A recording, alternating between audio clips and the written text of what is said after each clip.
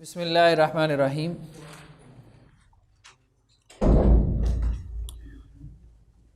کتاب الطلاق کا ہم مطالعہ کر رہے تھے، تو آج ہم نے خلا کو ڈسکس کرنا ہے۔ سپریشن کی 3 صورتیں ہیں۔ طلاق یعنی مرد کی طرف سے رشتے کو توڑ دیا جائے تو اس کو ہم طلاق کہتے ہیں۔ خلا یعنی عورت جو ہے وہ رشتے کو توڑنا چاہے، کانٹریکٹ کو، اس کو خلا کہتے ہیں۔ اور ایک ہوتا ہے فسخ نکاح، یعنی قاضی یا حاکم جو ہے وہ کیا کرے، نکاح کو توڑ دے۔ تو اللہ عز و جل نے مرد کے لیے بھی پسند نہیں کیا کہ وہ تفریق کو اختیار کرے، جیسا کہ قرآن نے کہا کہ وعاشروہن بالمعروف، معروف طریقے سے ان کے ساتھ گزر بسر کرو۔ فإن کرہتموہن فعسیٰ ان تکرہوا شیئا ویجعل اللہ فیہ خیرا کثیرا۔ دوسری نظر سے ذرا دیکھنا شروع کر دو۔ تو اگر تمہیں اپنی بیوی میں کوئی مسئلہ نظر آتا ہے کہ اس میں یہ ایشو ہے، تو اللہ نے اس میں بہت سا خیر بھی رکھا ہے۔ مزاج ہوتے ہیں بعض اوقات، کسی مزاج میں سستی ہے، کسی مزاج کے اندر جو ہے وہ مطلب جذباتی پن زیادہ ہے، کسی مزاج میں غصہ زیادہ ہے۔ تو مردوں کو بھی مختلف مزاج ہوتے ہیں، عورتوں کی بھی۔ تو اصل حکم یہی ہے کہ مطلب گزارا کرے، صبر و تحمل سے کام لے۔ تفریق کو پسند نہیں کیا گیا، سپریشن کو۔ جیسے اللہ کے رسول نے کہا نا کہ کوئی مومن کسی مومنہ سے بغض نہ رکھے، یعنی شوہر اپنی بیوی سے خار نہ لگائے۔ اگر اسے اس کے بعد اخلاق ناپسند ہیں تو بہت سارے اس کو پسند بھی ہوں گے، یعنی اس میں کچھ ایسی ظاہری بات ہے، جب شادی کی ہے تو کوئی کچھ دیکھ کے کیا ہے نا، تو ایسا تو نہیں۔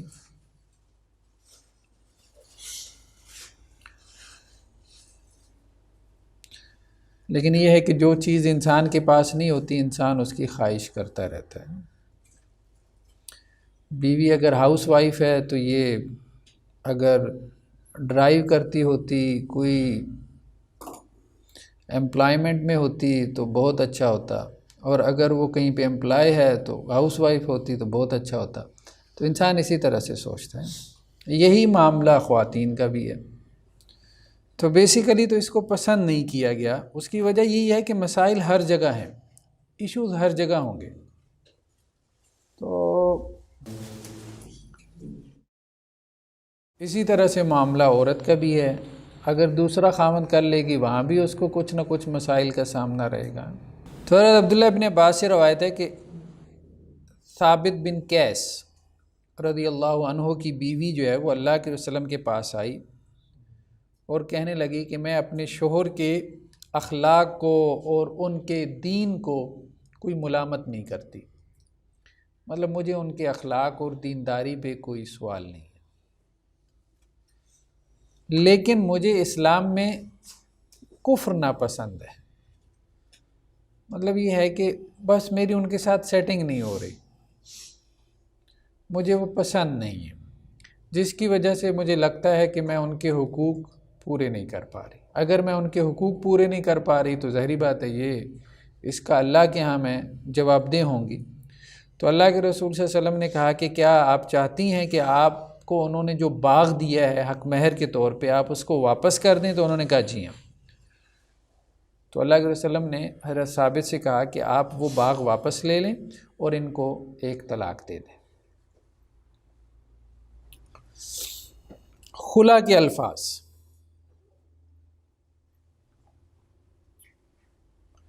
فقہا کا اس میں اختلاف ہے، یعنی کچھ الفاظ تو ایسے ہیں نا جن سے خلا ہو جاتی ہے، ان پہ تو سب کا اتفاق ہے نا۔ خاوند یہ کہے کہ میں نے آپ کو خلا دی، ٹھیک ہے، لیکن کیا خلا کے الفاظ کے علاوہ الفاظ سے بھی خلا ہو جاتی ہے، جیسا کہ طلاق کے الفاظ؟ اب اس میں فقہا کا اختلاف ہے۔ اس روایت میں بھی کیا ہے کہ اللہ کے رسول صلی اللہ علیہ وسلم نے خاوند کو بلوایا ہے اور انہیں اللہ کے رسول نے کیا کہا کہ آپ ان کو ایک طلاق دے دیں۔ تو احناف اس طرح چلے گئے کہ خلا اصل میں طلاق ہے، احناف کا موقف یہ ہے، یعنی وہ یہ کہتے ہیں کہ طلاق میں اور خلا میں فرق یہ ہے کہ طلاق میں مرد طلاق دیتا ہے اور خلا میں عورت جو ہے وہ طلاق مانگتی ہے کچھ عوض کے بدلے، مطلب تم مجھے طلاق دے دو، میرا رستہ چھوڑ دو، اور جو حق مہر تم نے مجھے دیا ہے وہ مجھ سے واپس لے لو۔ تو اگر ایسا معاملہ ہو، طلاق کی ایسی صورت ہو، تو احناف کہتے ہیں یہ اصل میں خلا ہے، یعنی اس روایت کو سامنے رکھتے ہوئے۔ جو دوسری جماعت ہے فقہا کی، وہ یہ کہتے ہیں کہ نہیں، خلا اور طلاق میں فرق ہے۔ وہ یہ کہتے ہیں، جیسے حنابلہ میں سے ابن تیمیہ وغیرہ، وہ یہ کہتے ہیں کہ خلا جو ہے وہ طلاق کی صورت میں بھی واقع ہو جاتی ہے، یعنی خلا کے لیے ضروری نہیں خلا کے لفظ ہو، طلاق سے بھی خلا ہو جاتی ہے۔ شوہر اس طرح سے بھی خلا کر سکتا ہے کہ میں نے تمہیں خلا دی، اور اس طرح سے بھی خلا کر سکتا ہے کہ میں نے تمہیں طلاق دی، جبکہ عورت کا مطالبہ ہو۔ ٹھیک، تو یہ دونوں میں اختلاف ہے۔ تو احناف جو ہے وہ خلا کو طلاق کی ایک قسم بناتے ہیں، جبکہ دوسرے جو فقہا ہیں، حنابلہ ہیں، محدثین ہیں، وہ طلاق کو خلا کی ایک قسم بناتے ہیں۔ بات سمجھ میں آ رہی ہے نا؟ پریکٹیکلی تو ایک ہی بات ہے نا، اگر آن ڈیمانڈ ہوگی تو وہ خلا ہوگی، اور اگر شوہر اپنی مرضی سے دے گا تو وہ طلاق ہوگی۔ ہاں نہیں، اس کے اثرات میں فرق ہو جاتا ہے۔ اثرات میں فرق یہ ہوتا ہے کہ احناف جب کہتے ہیں کہ یہ طلاق ہے، ٹھیک ہے، تو اس کا مطلب یہ ہے کہ ایک طلاق ہو گئی جو طلاق بائن ہے، یعنی اس سے وہ اس کے نکاح سے نکل گئی، اب دوبارہ نکاح کر سکتے ہیں، ٹھیک ہے، لیکن ایک طلاق کنسیڈر ہوگی۔ جو کہتے ہیں کہ یہ خلا ہے، ٹھیک ہے، وہ یہ کہتے ہیں کہ طلاق کے الفاظ بھی بولے ہیں اگرچہ اس نے، لیکن طلاق نہیں ہوئی، فسخ کے نکاح ہو گئے، سپریشن ہو گئی ہے، تو اب اگر دوبارہ نکاح کرتے ہیں تو پچھلی کوئی طلاق موجود نہیں ہے۔ مطلب اثرات میں فرق پڑ جاتا ہے، اثرات۔ پھر یہ بھی فرق پڑتا ہے کہ احناف چونکہ اس کو طلاق شمار کرتے ہیں تو وہ کہتے ہیں عدت اس کی 3 حیض ہے، جو اس کو خلا شمار کرتے ہیں وہ کہتے ہیں اس کی عدت 1 حیض ہے، کیونکہ خلا کی عدت جو ہے وہ 1 حیض ہے۔ تو جی ہاں بالکل ہو سکتا ہے، کیوں نہیں ہو سکتا؟ خلا تو بیسیکلی کیا ہے؟ فسخ نکاح ہے، ٹھیک ہے، میرج جو ہے اس کینسلیشن آف میرج کانٹریکٹ ہے، تو اس میں دوبارہ نکاح ہو سکتا ہے دونوں صورتوں میں۔ یعنی اگر ہم اس کو خلا مانیں، ٹھیک ہے، خلا کو اگر ہم خلا مانیں تو امام ابن تیمیہ یا حنابلہ کے نزدیک وہ کیا ہے کہ وہ ایک بھی طلاق نہیں ہے، ہاں ایک بھی نہیں ہے، لیکن احناف اس کو ایک طلاق مانتے ہیں۔ لیکن ہمارے ہاں جو پریکٹس ہوتا ہے نا وہ پھر جہالت ہے، کہ وہ خلا کے لیے جب خاتون کورٹ میں رجوع کرتی ہے تو اب وہ جج اس کو کہتا ہے بھائی تینوں طلاقاں پاؤ ہیں، تو وہ اکٹھی 3 جو ہے نا وہ نہیں، تو وہ اگر دے دے گا تو وہ پھر ان کے نزدیک 3 طلاقیں ہو جائیں گی، لیکن ان کے ہاں اصل میں ہے یہ نہیں، خلا یہ نہیں ہے، احناف کے ہاں بھی خلا یہ نہیں ہے کہ وہ 3 طلاقیں دے، بس 1 طلاق دے، وہ طلاق بائن ہوگی، اس سے وہ جدا ہو جائے گی، دوبارہ نکاح کر سکتے ہیں وہ دونوں کے نزدیک۔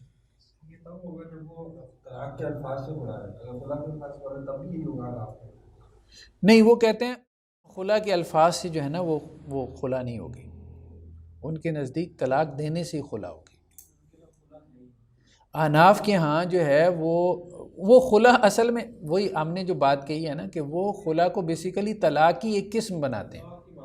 اب ہمارے ہاں کورٹس میں یہ مسئلہ بہت الجھا ہوا ہے کہ خاوند جو ہے وہ باہر بیٹھا ہے، یورپ میں، امریکہ میں، دبئی میں، عورت جو ہے وہ کورٹ کی طرف رجوع کرتی ہے کہ میں خلا لینا چاہتی ہوں، ٹھیک ہے، اب وہ آتا ہی نہیں ہے، وہ کیوں آئے گا بھائی؟ یا تو وہ چاہتا نہیں ہے سیپریشن، یا پھر وہ کہتا ہے ٹھیک ہے بھائی بیوی پھر تم نے لینی ہے تو لے لو۔ تو اب احناف یہ کہتے ہیں کہ اب وہ پہلے تو یہ ہوتا تھا کہ سالہ سال کیسز لٹکتے رہتے تھے. وہ یہ کہتے ہیں کہ جب تک وہ عدالت میں حاضر ہو کے طلاق نہیں دیتا، جیسے یہ حضرت ثابت حاضر ہوئے تھے اور اللہ کے رسول، تو وہ سپریشن ہوتی ہی نہیں ہے. بھلے وہ عورت 80 سال تک جو ہے وہ یہ عورتوں کے ساتھ زیادتی ہے، ظلم ہے، یہ ٹھیک نہیں ہے. اگر ہم نے اس کو اس طرح سے ہی طلاق بنانا ہے خلا کو، تو پھر مطلب طلاق اور خلا میں فرق کیا رہ جائے گا؟ پھر وہ اس کا جو آبجیکٹیو ہے کہ عورت علیحدگی چاہتی ہے، سپریشن چاہتی ہے، وہ آبجیکٹیو فوت ہو جاتا ہے. لیکن اس کا بھی تو ایک رائٹ ہے نا. ہونا ہی چاہیے کہ اگر وہ باہر ہے تو پھر عدالت فیصلہ خود سے کرے گی کہ اب ہوتا یہی ہے. اب یہاں پہ یہ ہوتا ہے کہ عدالت ایک خاص عرصے تک انتظار کرتی ہے، 6 ماہ تک، 9 ماہ تک. اگر وہ مرد حاضر نہیں ہوتا تو عدالت جو ہے وہ فسخ نکاح یا تنسیخ نکاح کی ڈگری جاری کر دیتی ہے یک طرفہ طور پہ عورت کے حق میں، کہ وہ چونکہ نہیں آیا تو اب اس نے تو جج دیکھیں نا، جب بھی ظاہری بات ہے 2 لوگوں کا معاملہ عدالت میں ہوگا، دوسرا نہیں پیش ہوگا تو عدالت تو یک طرفہ فیصلہ ہی جاری کرے گی. عدالت تو اس کو مطلب جو بھی سمن جاری کرتی ہے، تو اگر وہ حاضر نہیں ہوتا تو وہ فیصلہ وہ ٹھیک ہے، بالکل ویلڈ ہے. احناف لیکن اس کو نہیں مانتے، احناف اس کو نہیں مانتے. وہ کہتے ہیں اس کا نکاح ختم ہی نہیں ہوا. ڈگری کو بھی نہیں مانتے، نہیں مانتے.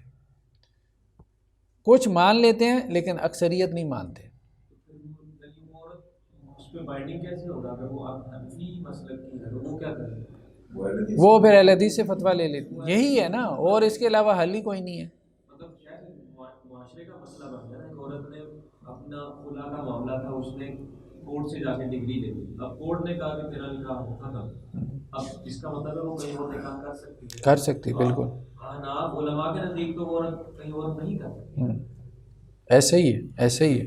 اچھا، تو پھر وہ فردر جا کے کسی اور جگہ سے فتویٰ لیں گے تو ہی ایسے ہی ہے، ایسے ہی ہے. کس کے بعد؟ خلا کے بعد رجوع نہیں ہو سکتا. خلا تو اصل میں نکاح ختم ہو گیا، دوبارہ نکاح ہو سکتا ہے. ہاں، عقد نکاح ہو سکتا ہے، ری میرج ہوگی.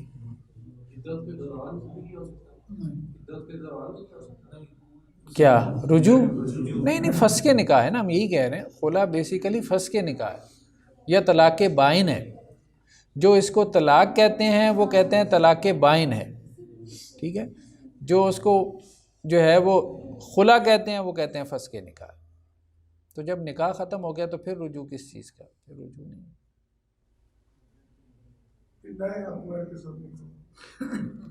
نیا عقد نکاح ہوگا. خلا میں جو عوض ہے، جو بدل ہے، تو اس کے بارے میں فقہا کا اختلاف ہے. بعض فقہا کا کہنا یہ ہے کہ ہر چیز عوض بن سکتی ہے، ٹھیک ہے، جیسا کہ امام مالک. جبکہ امام شافعی کہتے ہیں کہ نہیں، ہر چیز عوض نہیں بن سکتی. اب امام مالک نے کہا نا کہ اگر اس پہ خلا کر لے کہ گائے کے پیٹ میں جو بچہ ہے وہ تجھے دوں گی، تو مجھے طلاق دے دے، تو اس پہ بھی خلا ہو سکتی ہے. امام شافعی نے کہا کہ نہیں، مجہول چیز پہ خلا نہیں ہو سکتی.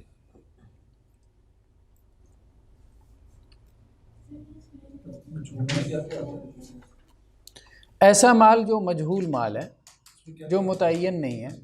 ہاں، غیر متعین مال پہ امام مالک کہتے ہیں مال ہونا چاہیے، بھلے متعین ہو یا غیر متعین ہو. امام شافعی کہتے ہیں کہ نہیں، متعین مال پہ معین مال کے اوپر خلا ہوگی. جیسے حق مہر ہے یا اس کے علاوہ کوئی چیز ہے، ٹھیک.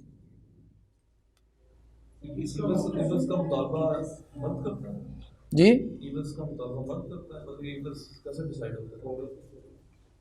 دیکھیں، یہ تو باہمی رضامندی سے. حق مہر جو اس نے دیا ہے شوہر نے، وہ کہے کہ وہ مجھے واپس کر دو، یا وہ کہے کہ اس حق مہر کا نصف کر دو یا 1/3 واپس کر دو، یا وہ یہ بھی کہہ سکتا ہے کہ اس حق مہر کے علاوہ یہ میں نے خرچ کیا ہے، یہ بھی مجھے دو. یہ بھی کر سکتا ہے. خلا میں عوض ہے. یہ ضروری ہے. کم از کم اتنا تو ہوگا کہ جو اس نے حق مہر دیا ہے. تو یہ اگر مرد کو ایکسپلائٹ حق مہر سے اضافی طور پہ جو ہے نا وہ ظاہری بات ہے وہ جب کورٹ میں جائے گا تو عدالت اس کو کہہ سکتا ہے کہ بھائی یہ بی کہاں سے دے گی، لیکن یہ ہے کہ جو اس نے حق مہر دیا ہے اس کی واپسی کا وہ مطالبہ کر سکتا ہے. یعنی اگر وہ ایکسپلائٹ کرنا چاہتا ہے مرد تو عدالت کہہ سکتی ہے کہ نہیں میری سائڈ ہو جائے. ہاں، کوئی چکر نہیں. حق مہر کی حد تک اس کو عدالت یہ جسٹیفائی کرے گی، لیکن اگر عورت اس کو بھی نہیں کر سکتی تو پھر عدالت یہ بھی کر سکتی ہے کہ اس کو کہے کہ آدھا حق مہر دے دے یا 1/3 دے دے، لیکن کچھ نہ کچھ عورت کو دینا پڑے گا، واپس کرنا پڑے گا.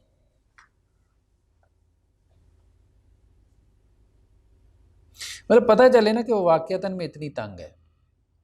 اکثر دیکھا گیا کہ مہر چھوڑتی ہیں پھر عورتیں کھلا مہر ایسے ہی کچھ حاصل کرنے کے لیے قربانی تو دینی پڑتی ہے. تو فلا جناح علیہما فی مفتدت بھی، تو قرآن نے کہا نا فدیے میں جو بھی وہ دے دے، تو جو بھی میں کچھ بھی ہو سکتا ہے. ٹھیک،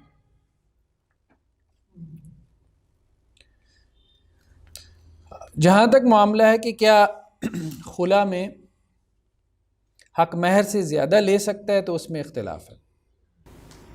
تو بعض علماء کا کہنا یہ ہے کہ حق مہر ہی واپس لے سکتا ہے، اس سے زیادہ نہیں لے سکتا. جیسا کہ اوپر وہ حدیث گزری کہ اللہ کے رسول نے ان خاتون سے کہا تھا کہ جو باغ آپ نے لیا تھا کیا وہ آپ واپس کرنے کو تیار ہیں، تو انہوں نے کہا تھا ہاں. اور کچھ علماء کا کہنا یہ ہے کہ نہیں، حق مہر سے زیادہ کا بھی مطالبہ کر سکتا ہے، کیونکہ قرآن کا انداز کیا ہے، عموم کا ہے. قرآن نے کہا جس پہ بھی ان کی صلح ہو جائے، جس پہ وہ دونوں راضی ہو جائیں.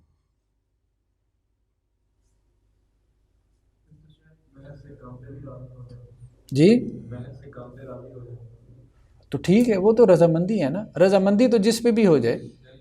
ہاں، اس میں کوئی قید نہیں. رضامندی حق مہر سے کم پہ ہو جائے، حق مہر پہ ہو جائے، حق مہر سے زیادہ پہ ہو جائے، اس میں کوئی ایشو نہیں ہے. ایشو یہ ہے کہ جب دونوں میں اختلاف ہو جائے. اب عورت کہے کہ بھائی میں تو نہیں پے ہی نہیں کر سکتا، میرے پاس کہاں ہے، میں نے تو لگا دیا، کھا پی لیا. ٹھیک ہے، اچھا کچھ چیزیں ایسی ہوتی ہیں جو جیسے پڑی رہتی ہیں، اس نے حق مہر میں زیور دے دیے، کوئی پلاٹ دے دیا، کوئی مکان دے دیا، جیسے یہاں پہ باغ تھا. اب وہ فکسڈ ایسڈ ہوتے ہیں نا، تو وہ تو پڑے رہتے ہیں. لیکن اگر وہ لیکوڈ ایسڈ ہے، اس نے استعمال کر لیا، اس کو نقدی تھی، کیش تھا، تو اب ظاہری بات ہے اس کے پاس کوئی اور سورس نہیں ہے اس کو واپس کرنے کا، تو پھر اس میں پھر قاضی جو ہے وہ کوئی فیصلہ کرے گا.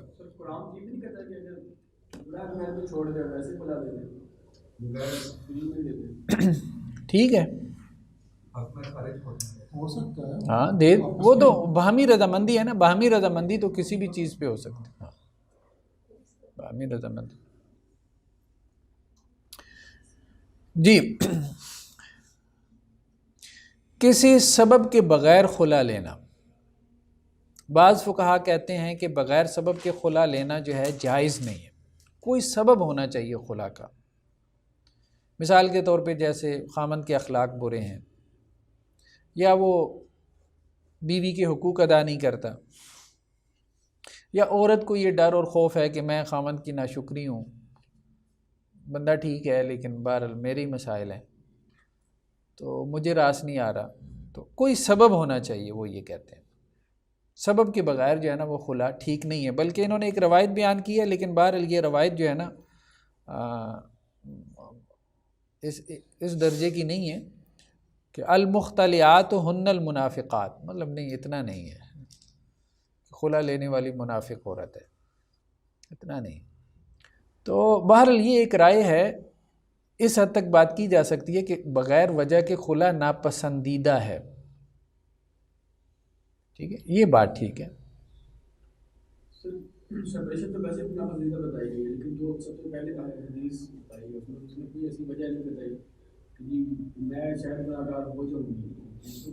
ہاں، تو بس یہی ہے کہ کسی بھی سبب سے اس کو اپنا خاوند پسند نہیں ہے، اس کی شکل و صورت پسند نہیں ہے، اس کا اٹھنا بیٹھنا پسند نہیں ہے، ٹھیک ہے، خلا لے سکتی ہے، کوئی ایشو نہیں.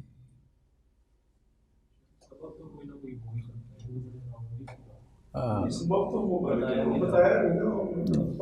سبب سے مراد یہ ہے کہ کوئی بڑا سبب، چھوٹے موٹے اسباب تو اسباب میں شمار نہیں نہ ہوتے. میری غریبی بھی ہو سکتا ہے، جس طرح وہ बना हुआ था, गुलाम के साथ उनका निकाह हुआ था,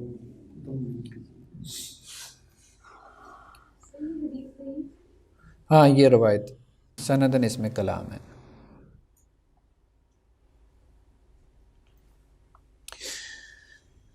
जी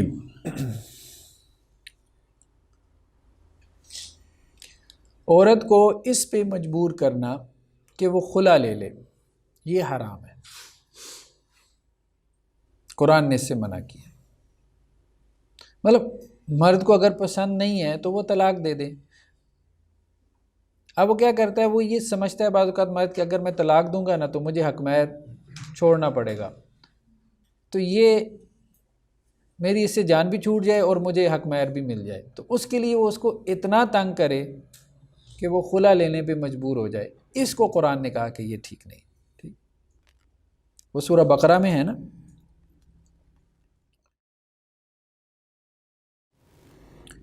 कि उनको इस पे मजबूर ना करो और उन पे ज़िंदगी को तंग ना करो।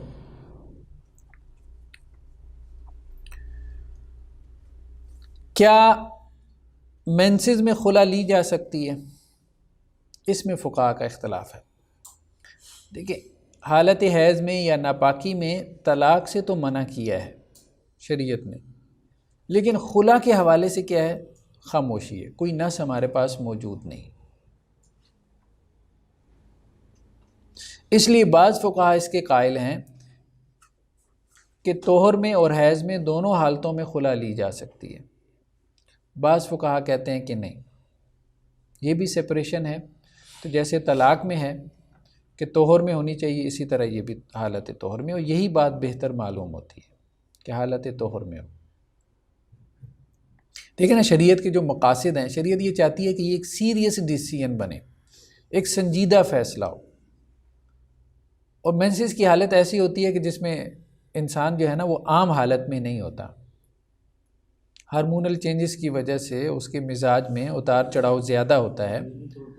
हाँ, तो इसलिए उसमें पॉसिबिलिटी ज़्यादा होती है कि औरत जो है वो खुला की तरफ जाए, या उसके अंदर बर्दाश्त कम होती है। तो इसलिए उसको, मेरा तो ख़्याल है कि इसी तरफ जाना चाहिए कि उसको अलाउ नहीं करना चाहिए तलाक के ऊपर क़यास करते हुए।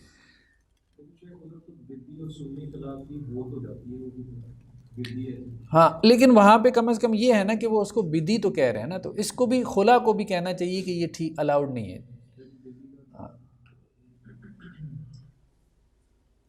हालत तोहर में। जी, खुला जो है वो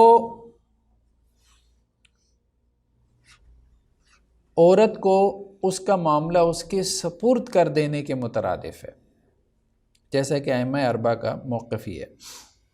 इससे क्या मुराद है? इससे मुराद ये है कि खुला से रुजू जायज़ नहीं, जैसे तलाक से रुजू जायज़ है ना, ठीक है, कि वो रुजू कर ले, कौलन कर ले, या बाज़ कहते हैं फ़ेलन कर ले, तो खुला से रुजू जायज़ नहीं है। मिसाल के तौर पे एक बंदे ने खुला दी, औरत ने मांगी, शोहर ने दे दी, उसको खुला हो गई। अब औरत ये कहती है कि नहीं नहीं, मुझे तो खुला नहीं चाहिए, हाँ मुझे तो खुला नहीं चाहिए, जो है ना, जो माल तुमने दिया है ना मुझे, तो वो, या मर्द ये कहता है कि जो माल मुझे तुमने दिया है तुम वापस ले लो, वापस आ जाते हैं, किसी की तरफ से भी सजेशन आ जाती है। तो जमहूर फ़ुक़हा ये कहते हैं, यानी अइम्मा अरबा, खुला में रुजू जायज़ नहीं है। एक दफ़ा हो गई ना, डिसीजन आ गया ना, अब रुजू नहीं हो सकता, अब निकाह ख़त्म हो गया, अब दोबारा निकाह हो सकता है, रुजू नहीं हो सकता। तब है जब दूसरे निकाह हो चुका है, उससे पहले पहले अगर औरत वापस ले लेती है तो फिर नहीं होगी। देखिए ना, बात यह है, ये कोर्स तो अब बनी है ना, कोर्स तो अब बनी है। सही बात यही है कि खुला के लिए कोर्ट में जाना ज़रूरी नहीं है, सही बात यही है। अगरचे इसमें बाज़ फ़ुक़हा ने इस्तिदलाल किया उस हदीस से कि रसूलुल्लाह सल्लल्लाहु अलैहि वसल्लम के पास गए, कोर्ट में जाना ज़रूरी नहीं है। औरत खुला मांगती है, शोहर कहता है कि मैंने तुझे खुला दे दी, عورت کہتی ہے میں تجھے حق مہر واپس کرتی ہوں، مجھے خلا چاہیے، شوہر کہتا ہے میں نے تجھے خلا دے دی، وہ کہتی ہے میں نے قبول کر لی، یہ خلا ہو گئی۔ پہلے زمانے میں بھی کورس جو ہے اس طریقے سے نہیں ہوتا تھا، اگر وہ عورت کہتی ہے مجھے خدا دے دو اور مرد نہیں دیتا تھا پھر تو وہ کورس پہ جاتے ہیں۔ ہاں پھر کورٹ میں جاتے ہیں، ظاہری بات ہے جب وہ نہیں دیتا تو پھر کورٹ میں جاتے ہیں نا۔ مرد نے اس کو طلاق دے دی لیکن عورت مہر نہیں دے رہی، اب کیا ہوگا؟ اب بھی کورٹ میں جانا پڑے گا۔ دیکھیں نا وہ خلا تو ہوتی ہی عوض کے بدلے میں، عورت نہیں دے رہی، ہاں تو اب وہ کورٹ میں جائے گا حق مہر لینے کے، یہی ہے کورٹ کی طرف جائے گا۔ لیکن خلا ہوگی کہ نہ ہو، خلا تو ہو گئی۔ اب وہ مہر واپس لینے کے لیے کورٹ میں جائے گا۔ سر اگر طلاق کی ڈیمانڈ عورت کرے مرد نہیں دے رہا تو وہ زبردستی سے ہاں ایسا ہی ہے، عورت اگر خلا کی ڈیمانڈ کرے اور مرد نہیں دے رہا تو کورٹ اس کے اوپر جبر کرے گی، اسے کہے گی جیسے اللہ کے رسول نے کہا کہ آپ ان کو طلاق دے دیں۔ لیکن اب اصل مسئلہ یہ ہے نا کہ مرد آئے گا تو اب عدالتوں کے پاس اتنا وقت کیا ہے کہ مرد کو ڈھونڈنے کے لیے پیچھے شرطیں بھیجیں، وہ ممکن نہیں ہے نا، تو اس لیے مرد آتے ہی نہیں عدالتوں میں، پریکٹس یہی ہے، مرد آتا ہی نہیں عدالت میں۔ اب جب عدالت میں آتا ہی نہیں، عدالت کیسے اس کو حکم کرے گی؟ وہ سمن جاری کر دیتی ہے، وہ پاکستان میں نہیں ہے، کیا کر سکتی ہے؟ کچھ بھی نہیں کر سکتی۔ وہ پاکستان میں بھی ہو تو کچھ نہیں کرتی، بس وہ نوٹس بھیج دیتی ہیں، اگلا بندہ آتا ہی نہیں ہے، پیشی پہ آ جائے وہ آتا ہی نہیں ہے۔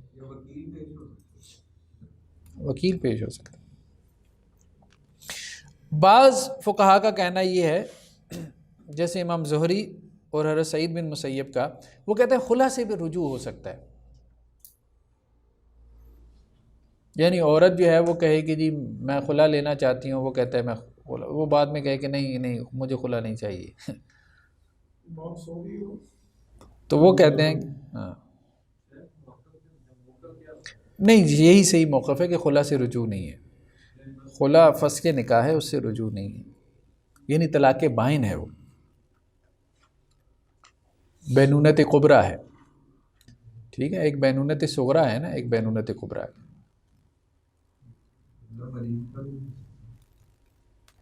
جی خلا طلاق ہے یا فسخ نکاح ہے، اس میں اختلاف ہے۔ جمہور فقہا یہ کہتے ہیں کہ یہ طلاق ہے، یعنی طلاق بائن ہے، ایک طلاق ہے لیکن طلاق بائن ہے، 3 ماہ والی عدت ہے۔ امام احمد کا موقف یہ ہے اور صحابہ میں سے ایک جماعت کا، حضرت عبداللہ ابن عباس کا، حضرت عبداللہ بن عمر کا، کہ یہ فسخ نکاح ہے، ٹھیک ہے، یہ طلاق نہیں ہے۔ یعنی اس میں ابن تیمیہ نے جو بات کہی ہے نا کہ یہاں جو طلاق کے الفاظ ہیں نا، اس میں نیت پیچھے کیا ہے؟ خلا کی ہے، تو اس لیے نیت کا اعتبار ہوگا، ظاہر الفاظ کا نہیں۔ تو طلاق کے الفاظ سے بھی خلا ہو تو آپ اس کو خلا ہی مانیں گے، وہ طلاق نہیں ہوگی۔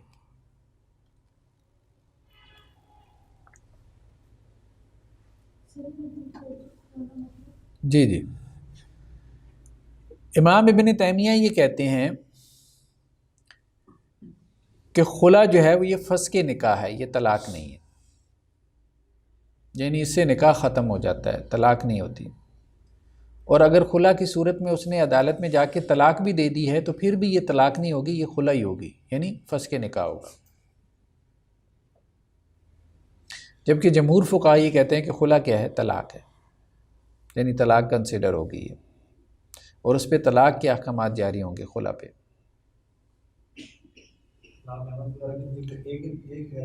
وہ آگے آ رہا ہے، عدت کا مسئلہ علیحدہ سے آ رہا ہے۔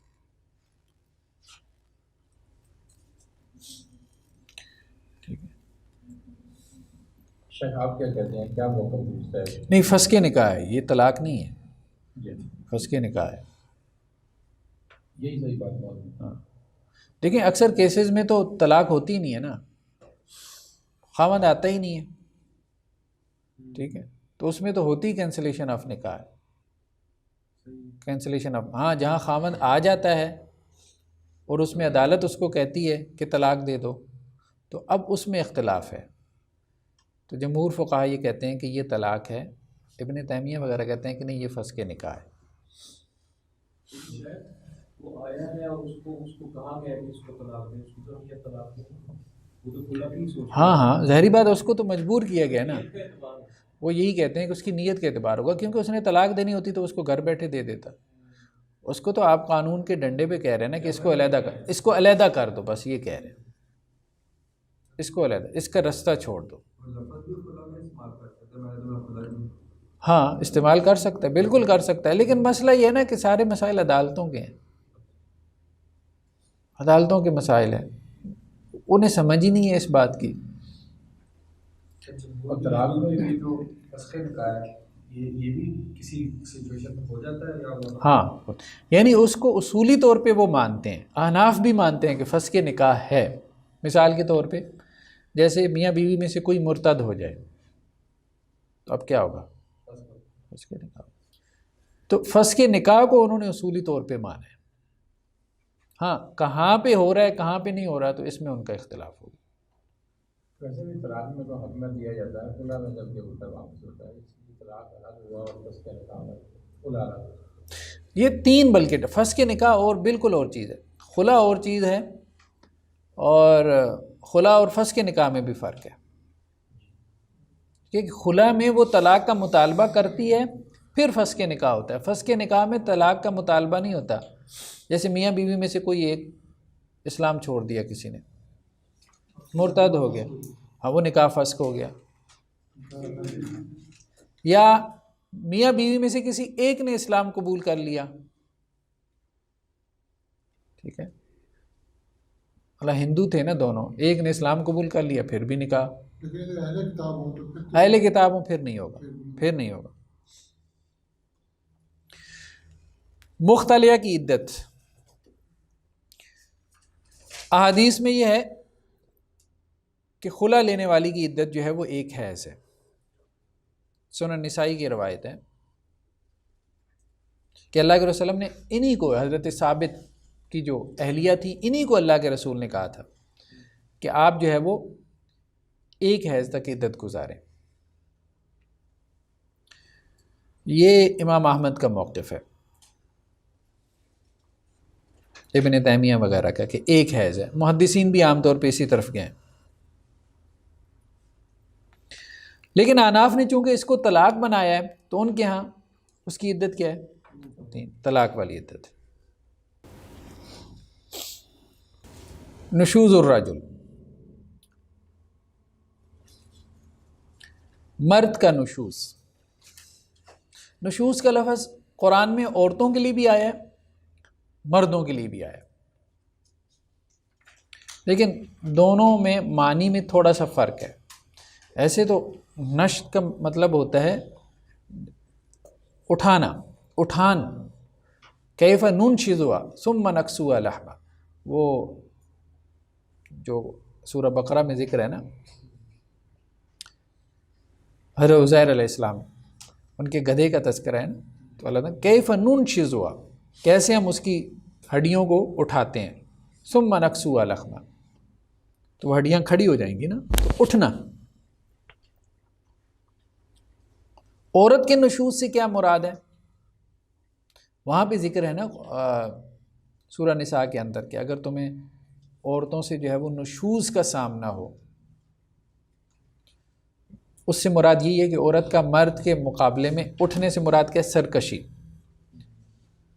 سرکشی سے مراد یہ ہے کہ مرد کی جو اللہ تعالیٰ نے اسے انتظامی اختیار دیا ہے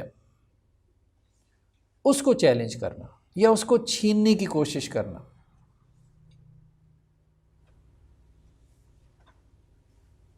ایڈمنسٹریٹر دو نہیں نہ ہو سکتے ایک ادارے میں، تو اللہ نے مرد کو ایڈمنسٹریٹر بنایا چونکہ وہ عورتوں پہ خرچ کرتے ہیں. تو نشوز کا مطلب جو ہے وہ خاوند سے اختلاف نہیں ہے،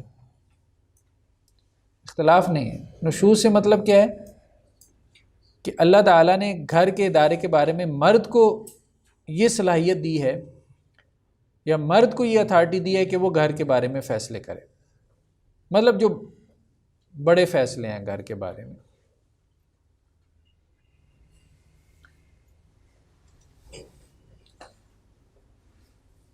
یہ نہیں کہ مطلب فلاں برتن لانا چاہیے کہ فلاں نہیں، مطلب یہ ہاں مطلب اس سے مراد یہی ہے کہ جیسے بچوں کی شادی جو ہے مثال کے طور پہ، ٹھیک ہے، تو اب اولاد پہ جو ہے وہ مرد نے خرچ کیا ہے اور اولاد کی نسبت بھی مرد کی طرف ہے، ایون کہ طلاق کے بعد بھی خرچہ باپ کے ذمہ ہوتا ہے، تو اب اولاد کے حوالے سے جو ڈیسیژنز ہیں وہ مرد کے چلے،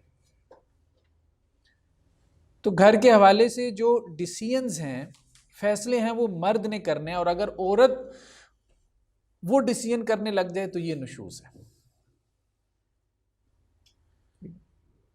اپنی بیٹی کا نکاح جو ہے وہ اپنی بہن کے بچے کے ساتھ کر رہا ہے، بات پکی کر رہا ہے، اس طرح نہیں، خاوند کو پتہ بھی نہ ہو، یہ بیسیکلی جو ہے نشوز ہے۔ اس سے گھر میں فساد برپا ہوگا، فتنہ کھڑا ہوگا، تو قرآن نے اس کا راستہ روکا۔ مرد کا جو نشوز ہے عورت سے وہ کیا ہے؟ اعراض کرنا اس سے، معلقہ یعنی جیسے اس کو لٹکا دینا، بالکل اس کی طرف توجہ نہ کرنا، تو یہ مرد کا نشوز ہے۔ تو اللہ تعالیٰ نے عورتوں کو کہا کہ اگر کسی عورت کو یہ مرد سے نشوز کا سامنا کرنا پڑے تو ان پہ کوئی حرج نہیں ہے کہ وہ آپس میں کوئی صلح کر لیں۔ یہاں صلح سے مراد کیا ہے کہ عورت اپنے کچھ حقوق چھوڑ دے، مرد کو کوئی دلچسپی نہیں رہ گئی عورت میں، مثال کے طور پہ اب اس کو طلاق دینا چاہتا ہے بلا وجہ ہی، تو اب وہ عورت اس کے نکاح میں باقی رہنا چاہتی ہے تو اس کے لیے وہ اپنے کچھ حقوق چھوڑ دیتی ہے۔ یعنی ایک تو ہم نے کہا نا فدیے کی بات کہ عورت جو ہے وہ کیا کرتی ہے، جو مرد سے اس نے لیا ہوتا ہے خلا میں وہ واپس کرتی ہے۔ دوسرا فدیے کی صورت یہ ہے کہ اس کے نکاح میں رہتے ہوئے اپنے کچھ حقوق چھوڑ دے زندگی کی گاڑی کو چلانے کے لیے۔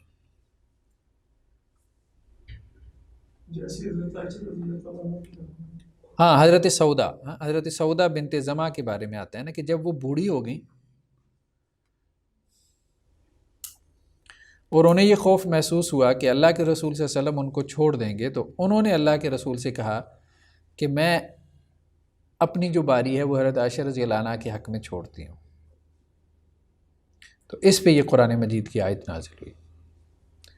لیکن یہ بات سمجھ میں نہیں آتی کہ اللہ کے رسول صلی اللہ علیہ وسلم صرف بڑھاپے کی وجہ سے کوئی طلاق کا اللہ کے رسول نے ارادہ کیا، یہ نہیں۔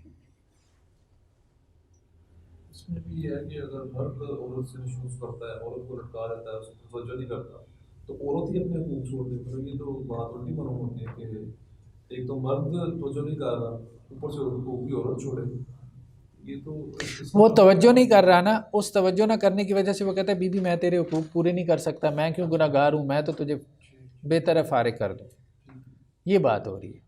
جیسے اس عورت نے آگے کہا تھا نا کہ میں اسلام میں کفر کو پسند نہیں کرتی، تو اب اس کا ذہن اس طرف کام کرنا شروع کر دیتا ہے، وہ کہتا ہے اگر تم میرے عقد نکاح میں ہو، حقوق تو تمہارے پورے نہیں کر رہا، گناہ گار ہوئی جا رہا ہوں، تو اس سے بہتر میں تمہیں طلاق دے دوں، تمہارا راستہ چھوڑ دوں، تو پھر وہ کہتی ہے کہ میں حقوق چھوڑ دیتی ہوں۔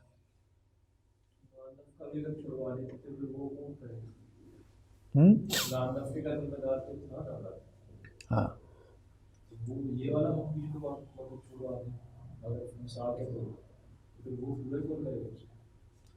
اصل بات تو یہ ہے نا کہ عورت ظاہری بات ہے کہ باہمی رضامندی ہے، اس کو کچھ مل رہا ہوگا تو اس کے عقد نکاح میں رہے گی نا، صرف اسے اس کا ٹیگ لگانے سے کیا مطلب، عورت کو اور کچھ مل رہا ہوگا تو مطلب وہ یہ سمجھ رہی ہوگی نا کہ طلاق کی صورت میں میرا نقصان زیادہ ہے، اور اگر اس کے عقد نکاح میں رہوں گے چلیں کو وراثت میں کچھ آ جائے گا، مطلب کچھ نہ کچھ تو، یا کم از کم مطلب میاں بیوی تو رہیں گے نا، اور بڑے مطلب اس کے ہوتے ہیں،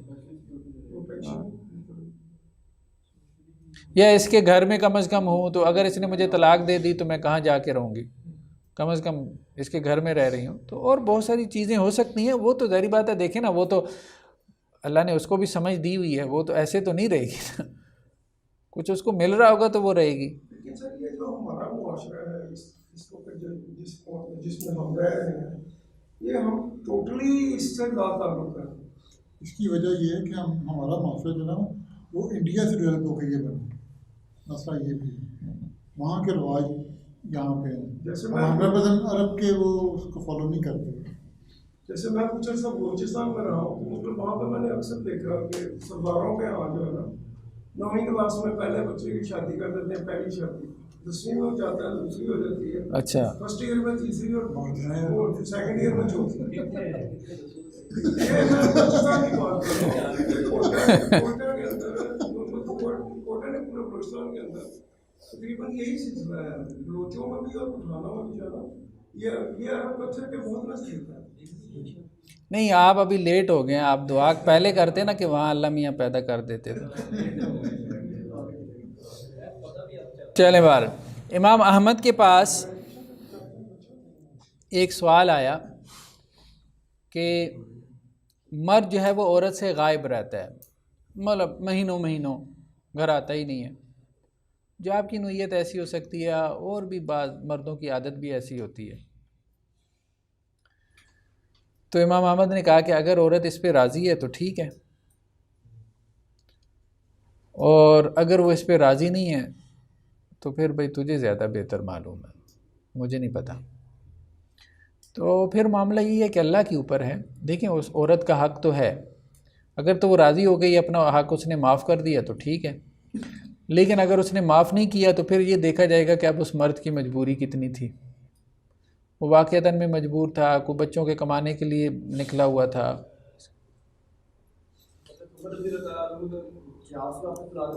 ہاں، جہاز سے واپس بلا لیتے 4 ماہ یا 6 ماہ، دونوں قسم کی روایتیں، 4 اور 6 ماہ. لیکن بہرحال یہ رویہ نا ٹھیک نہیں ہے. یہ جو باہر بیٹھے ہوئے ہیں نا 2 سال سے 4 سال سے، نہیں یہ غلط ہے، یہ نہیں. اب وہ بیوی جو ہے نا وہ کیا ہے، وہ گھر میں سسرال والوں کے رحم و کرم پر ہے، وہ اسے خوب خادمہ بنا کے کام لے رہے ہیں. شور ہے کوئی نہیں، چلیں وہ شور یہاں پہ ہوتا، کوئی اس کی دلجوئی کرتا، کوئی اس کی حوصلہ افزائی کرتا، کوئی اس کی باتیں سنتا.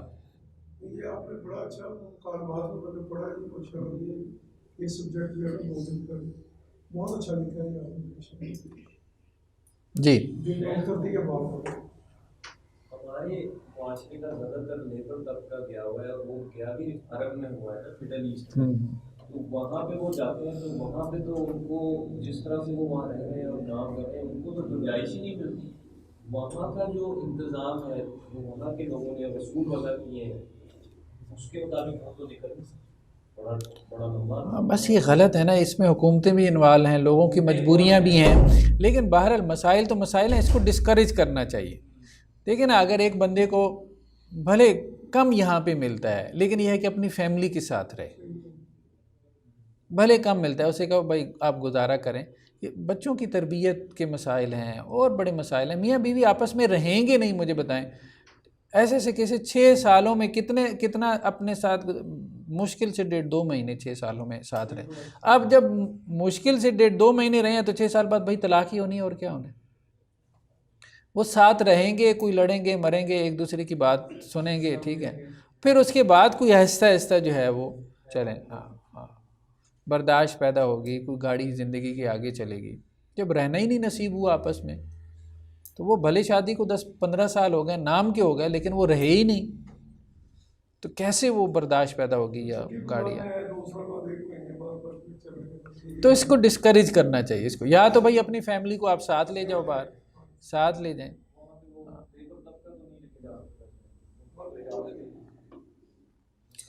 تو مطلب اپنا اسٹینڈرڈ آف لیونگ کم کر لیں، چھوٹی سی جگہ پہ رہ لیں آپ، لیکن یہ ہے کہ فیملی کے ساتھ رہیں، فیملی کے ساتھ، اس کے بغیر نہیں.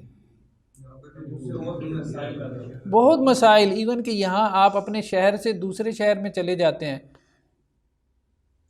تو وہاں پہ مسائل پیدا ہوتے ہیں. اب وہ آتے ہیں، بہت مسائل آتے ہیں. وہ بیویاں شکایت کرتی ہیں مردوں کے مسائل، یہ وہ یہ دیکھنا شروع ہو گیا، وہ دیکھنا شروع ہو گیا. بھائی بیوی تم نے اس کو بھیجا کیوں ہوا ہے دوسرے شہر میں؟ تو اب وہ 3 ماہ بعد آتا ہے، 1 ماہ بعد آتا ہے، تو ظاہر بات ہے اس کے مسائل تو ہونے، کیوں نہیں ہونے. وہ بھلے آپ ان پہ پردے ڈالے رکھیں، لیکن وہ مسائل تو ہیں. تو اس کا حل یہی ہے، اسے کہو اپنے شہر میں جاب کرے. ضرور اس نے 1 لاکھ کمانا ہے، 30,000 کی جاب ملتی ہے شہر میں کرے. اپنا اخلاق اپنا دین کیوں بگاڑ رہا ہے؟ اپنے اخلاق اپنے دین کو داؤ پہ لگا کے جو ہے صرف اس لیے کہ میں اپنی معاش کو بہتر کر لوں، یہ میرے خیال میں اس کو ڈسکریج کرنا چاہیے۔ پھر اسے وہ اس کے دین کی شکایت نہیں نہ کرنی چاہیے، پھر اس کو اس کی شکایت نہیں کرے کہ وہ یہ کر رہا ہے وہ یہ کر رہا ہے، اس مسئلے کا حل ہے ہی کوئی نہیں۔ بچوں کی بھی اٹیچمنٹ نہیں رہتی باپ کے ساتھ، وہ بیچارہ ساری زندگی وائف کو کما کے بھیجتا رہتا ہے، اس کے ساتھ بچوں کی اٹیچمنٹ نہیں رہتی۔ حکمین کا تعین، اگر دونوں میں ضدم زدہ پیدا ہو جائے میاں بیوی میں، تو پھر قرآن نے کیا کہا ہے کہ ایک مرد کی طرف سے ایک عورت کی طرف سے حکم مقرر کرو۔ ضروری نہیں کہ ان کی فیملی سے ہو، فیملی سے باہر بھی ہو سکتے ہیں، فیملی کے ہوں تو زیادہ بہتر ہے۔ اور پھر دونوں کے معاملات کے بارے میں وہ دونوں مل کے کوئی فیصلہ کریں تو وہ فیصلہ پھر دونوں اس کو ایکسیپٹ کریں۔ تو یعنی گھر کے مسائل یا میاں بیوی کے اختلافات کو حل کرنے کا یہ بھی ایک طریقہ ہے، حکمین کو مقرر کرنا۔ سر وہ فیصلہ بھی لے سکتے ہیں، فیصلہ بھی وہ صلح کرا میں راضی کر سکتے ہیں یا خود سے ڈیسیژن بھی لے سکتے ہیں کہ ٹھیک ہے تو سپریشن ہوگی؟ ہاں، وہ سپریشن کا ڈیسیژن بھی لے سکتے ہیں۔ وہ دونوں آپ نے پچھلے وہ دونوں اگر ایک موقف پہ آ جائیں تو پھر دونوں کو ایکسیپٹ کرنا پڑے گا، دونوں کو ایکسیپٹ کرنا پڑے گا۔ ایک یہ ہے کہ وہ صلح کی طرف آ جائیں دونوں طرف کی بات سن کے، یا وہ دونوں اس پہ بھی آ جائیں کہ نہیں ان کے لیے سپریشن بہتر ہے، تو وہ پھر سپریشن کی طرف جانا چاہیے۔ بس یہ ہو کہ وہ جو دونوں حکمین ہوں وہ میچیور ہوں، ٹھیک ہے، شادی شدہ ہوں، انہوں نے ازدواجی لائف کو دیکھا ہو، تو پھر وہ ظاہری بات ہے سارے تجربات سے گزر کے آئے ہیں، تو جو انہوں نے ڈیسیژن لیا ہے تو پھر اس کو ایکسیپٹ کرنا چاہیے۔ دیکھیں بات یہ ہے کہ ابھی عدالت تو ہے نہیں نا، قانونی تو اس کی کوئی حیثیت نہیں ہے، لیکن یہ ہے کہ دین یہی کہتا ہے کہ اس کو آپ ایکسیپٹ کریں۔ یہ ایسی ہے جیسے آپ طلاق دے دیتے ہیں، قانونی طور پہ اس کی کوئی حیثیت ہی نہیں ہے۔ نادرہ تو آپ کو زبانی طلاق پہ جو ہے وہ ڈائیورس کا سرٹیفکیٹ نہیں دے گا نا، وہ تو نہیں دے گا، وہ تو کہے گا بھائی ریٹن میں پہلے پورا پروسیجر پورا کرو، ٹھیک ہے، یونین کونسل کے ذریعے، ہاں پھر وہ ٹائم ہے جو ہمارا وہ پورا کرو، پھر جا کے آپ کو نادرہ سے۔ تو وہ یہ مسائل ہیں، قانون ہمارے ہاں کچھ اور ہے شرعی اعتبار سے، تو کچھ چیزوں کی شرعی حیثیت ہوتی ہے، قانونی نہیں ہوتی، تو شرعی حیثیت تو ہے اس کی، شرعی حیثیت، ہاں حکمین کے فیصلے کو وہ دونوں قبول کریں گے، کیونکہ دونوں نے مقرر کیا ہے نا، دونوں نے مقرر کیا ہے، اور ایک عورت کے خاندان سے ہے ایک مرد کے خاندان سے ہے، تو نہ قبول کرنے کی کوئی وجہ نہیں بنتی اب۔ اور دونوں نے یہ کہہ کے مقرر کیا ہے کہ ہمارے مسئلے ہم خود نہیں حل کر سکتے، کوئی اور حل کرے۔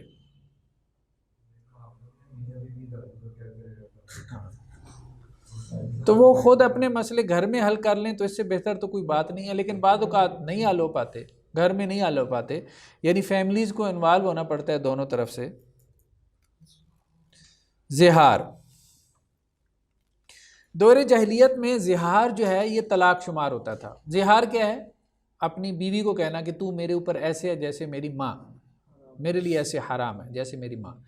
دور جاہلیت میں یہ طلاق شمار ہوتا تھا، لیکن اسلام نے اس کو طلاق شمار نہیں کیا۔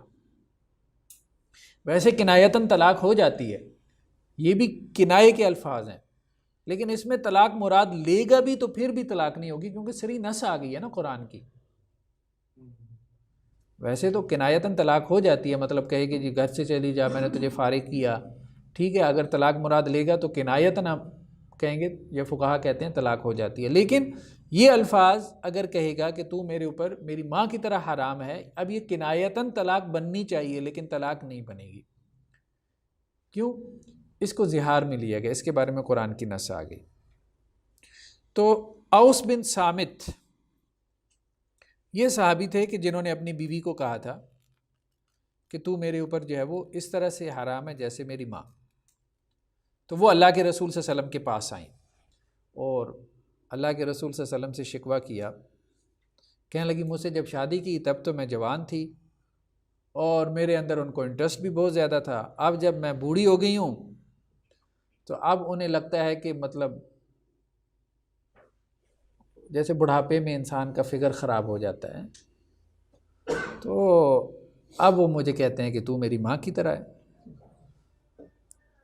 تو اللہ کے رسول صلی اللہ علیہ وسلم نے فرمایا کہ بھائی میرے پاس تو ابھی اس بارے میں کوئی وحی نہیں ہے۔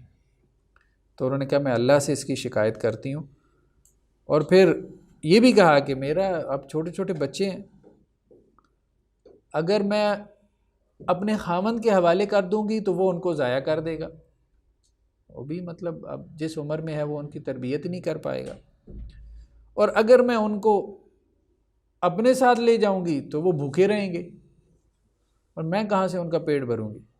تو پھر یہ آیت نازل ہوئی کہ جو تم میں سے جو ہے وہ اپنی بیویوں کو یہ کہتے ہیں کہ وہ ان کی ماں ہیں تو وہ ان کی مائیں نہیں بن جاتی۔ تو اللہ کے رسول نے انہیں بتایا اور ساتھ میں کہا کہ اب اس کا کفارہ دینا پڑے گا، اور وہ کیا ہے، ایک غلام آزاد کریں۔ تو وہ کہنے لگی اس کے پاس کہاں سے غلام آیا؟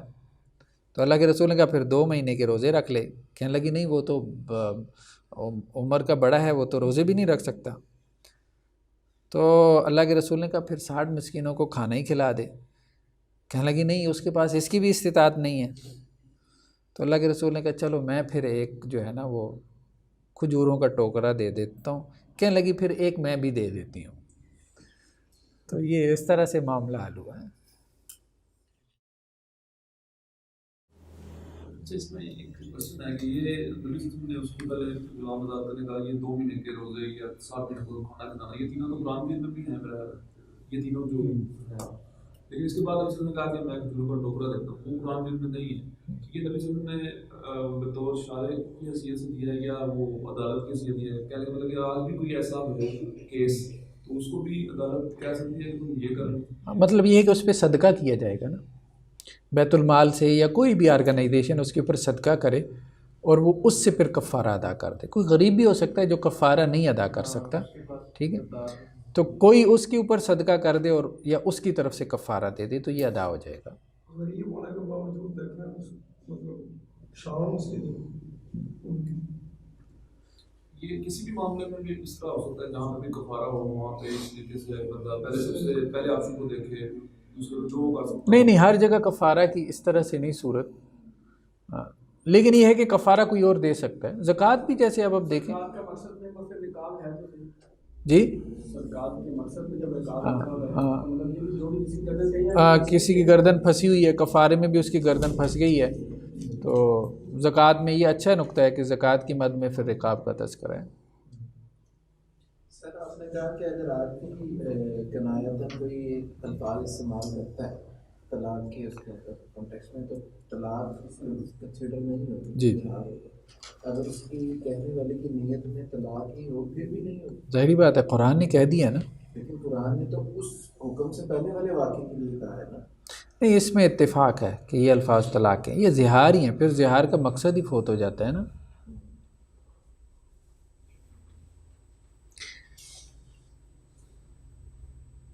کیا زہار جو ہے وہ صرف ماں کے ساتھ مخصوص ہے؟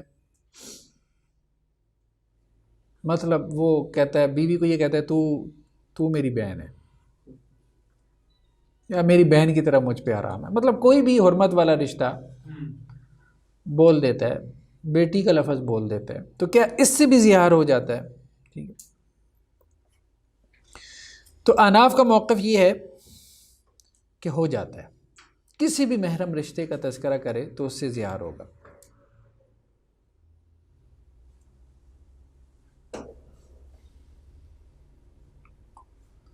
جبکہ جمہور فقہا یہ کہتے ہیں کہ نہیں، صرف ماں سے زہار ہوگا، کیونکہ نس میں صرف ماں کا تذکرہ ہے۔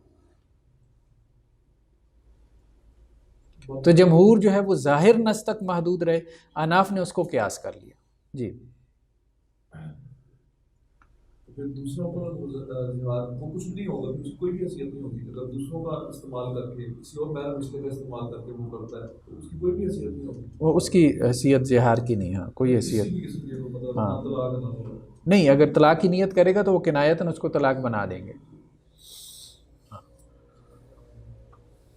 یہاں پہ جہار میں بھی یہ ہے کہ اس کی طلاق کی نیت یہاں پہ کتنی کم ہوگی؟ ہاں زہار ہے، زہار طلاق نہیں ہے۔ زہار طلاق نہیں. اس بارے میں ویسے احناف کا موقف زیادہ بہتر نہیں ہوتا کیونکہ اس زمانے میں ماں کا استعمال کرنے کا ایک رواج تھا تو لوگ ماں کرتے تھے. ہاں ٹھیک ہے، میرے خیال میں حناف کا موقف زیادہ صحیح ہے کہ زہار جو ہے نا وہ محرم رشتوں میں ہوگا، بہن بھی کہہ دے پھر بھی زہار ہے یہ. اور حناف نے ایک اور بات کہی وہ بھی درست معلوم ہوتی ہے، وہ یہ کہتے ہیں کہ اگر مذاق میں کہیں نا پھر یہ زہار بھی نہیں ہے، وہ میری مائے، وہ ایسے ویسے ہی کہہ دیتے ہیں.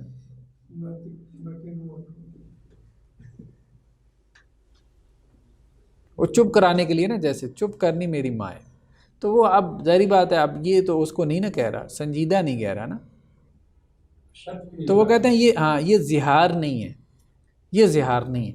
وہ کہتے ہیں زہار جو ہے نا ایک سنجیدہ سٹیٹمنٹ ہے، سنجیدہ بیان ہے. یعنی جب وہ غصے میں ہو خاص کیفیت میں اور اسے یہ کہہ رہا ہے کہ تم میرے اوپر میری ماں کی طرح حرام ہے، یعنی جب وہ چاہ رہا ہے اس سے قطع تعلق ہی چاہ رہا ہے، یہ نہیں کہ مذاق مذاق میں اس کو ماں بنائی جا رہا ہے. وہی نیت کا بھی اور یہ اس کی وہ حالت اور کیفیت کا بھی. نیکسٹ کیا ہے جی؟ فسخ نکاح. فسخ نکاح مطلب سیپریشن آف نکاح، کینسلیشن آف نکاح. بعض اوقات یہ ہے کہ وہ جو عقد ہے نا اس عقد میں جو مطلب کانٹریکٹ آف میرج ہے اس میں کوئی خلل واقع ہو جائے تو پھر فسخ ہو جاتا ہے. مثال کے طور پہ جس سے اس نے نکاح کیا ہے اس کو پتہ چلا یہ تو اس کی رضائی بہن ہے، اور ایسا ہوا ہے، اللہ کے رسول کے دور میں بھی ہوا ہے.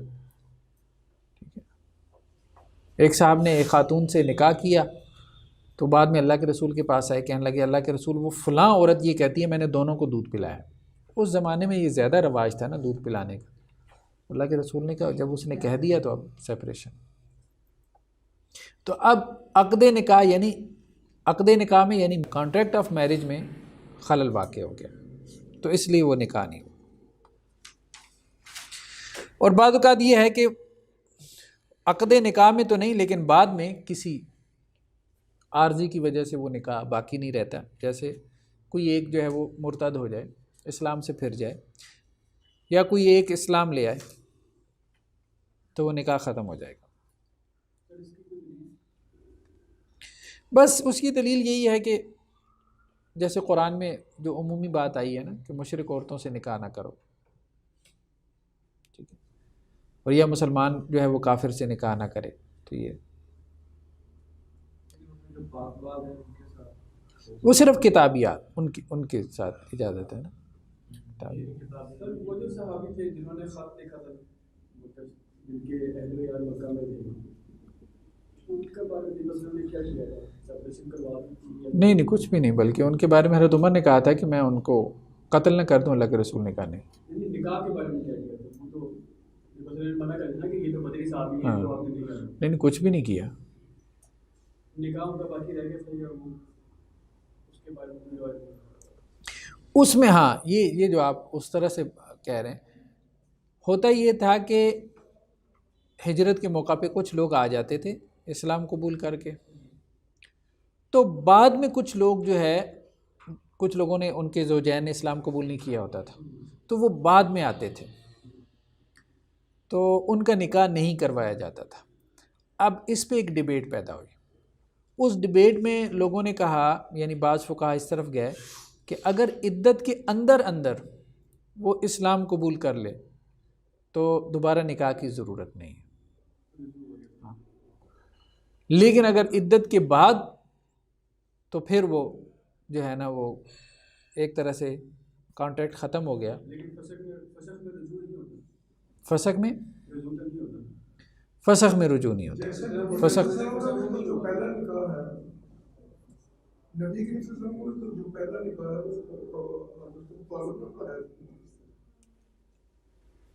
وہ بھی تو مطلب یہ اسلام سے نہیں، وہ تو اسلام سے ہاں اسلام سے پہلے کی بات ہے. ہاں اصل میں اس میں مسئلہ یہ ہے کہ وہ یہ کہتے ہیں کہ فسخ ہوگا کب، یعنی اس خاص کیس میں فسخ کب ہوگا، تو وہ کہتے ہیں کہ فسخ عدت کے ختم ہونے کے ساتھ ہوگا. عدت کے اندر جو ہے وہ فسخ ہوا ہی نہیں. ہاں فسخ ہی نہیں ہوگا. وہ یہ نہیں کہہ رہے کہ رجوع ہوگا، اسلام لایا تو عدت کے اندر اگر بیوی بھی اسلام لے آتی ہے تو پھر ہاں مثلا کوئی اسلام لایا ہے اور عدت کے اندر شوہر اسلام قبول کر لیا اور عدت کے اندر بیوی بھی اسلام قبول کر لیتی ہے تو دوبارہ نکاح کرنے کی ضرورت نہیں ہے. وہ یہ کہتے ہیں کہ نکاح ختم ہی ہوتا ہے عدت گزرنے کے بعد، عدت کے اندر اندر وہ اس کے نکاح میں ہے. اگر کوئی بعد میں مسجد میں نماز پڑھے پھر اپنی مسجد پہ پڑھ لے پھر دوبارہ اسلام کرنے میں ضرورت نہیں ہے. صحیح ہے، اچھا نقطہ ہے. سر یہ پورے گاؤں کا ایک مسلمانوں کا پورا گاؤں تھا. ہاں ہاں اور ان سب نے کے حوام میں بھی جنازہ کسی نے پڑھا دیا تھا اور پورے گاؤں میں پڑھ لیا تھا. لیکن ہمارے ہاں یہ ہے مطلب بعض مکاتب فکر میں اسکول آف تھاٹ میں جو ہے وہ یہ ہے مطلب بہت تیزی سے جو ہے وہ نکاح ختم کر دیتے ہیں. وہ نکاح بھی مطلب ان کے نزدیک وہ دھاگے کی طرح ہوتا ہے، بس اس کو ہاتھ لگاؤ تو ٹوٹ جاتا ہے. وہ پہلے کافر بناتے ہیں نا وہ آپ کو، پھر نکاح ختم کرتے ہیں. ہاں ہاں اس کے علاوہ تو نہیں نا ختم کر سکتے. وہ پہلے آپ کو کافر بناتے ہیں، آپ کے فرقے کو، آپ کے مسلک والوں کو، یا جو آپ کے فرقے اور مسلک کے پیچھے نماز جنازہ پڑھ لیں یا نماز پڑھ لیں تو وہ کہتے ہیں اب یہ کافر ہو گئے ہیں، دائرہ اسلام سے خارج ہو گئے ہیں. تو اس اور پھر کچھ ایسے بھی ہیں جو کہتے ہیں احتیاطاً جو ہے نا وہ ہر 2 ہفتے بعد نکاح کر لیا کرو، کیونکہ اتنے کلمہ کفر یا اتنے کفریہ کام تو اس سوسائٹی میں کرتے ہی رہتے ہو، تو ہر 2 ہفتے بعد اسلام بھی قبول کر لیا کرو اور کلمہ بھی پڑھ لیا کرو. بس ایسی ایک شبہات کی دنیا میں لوگوں کو جو ہے نا وہ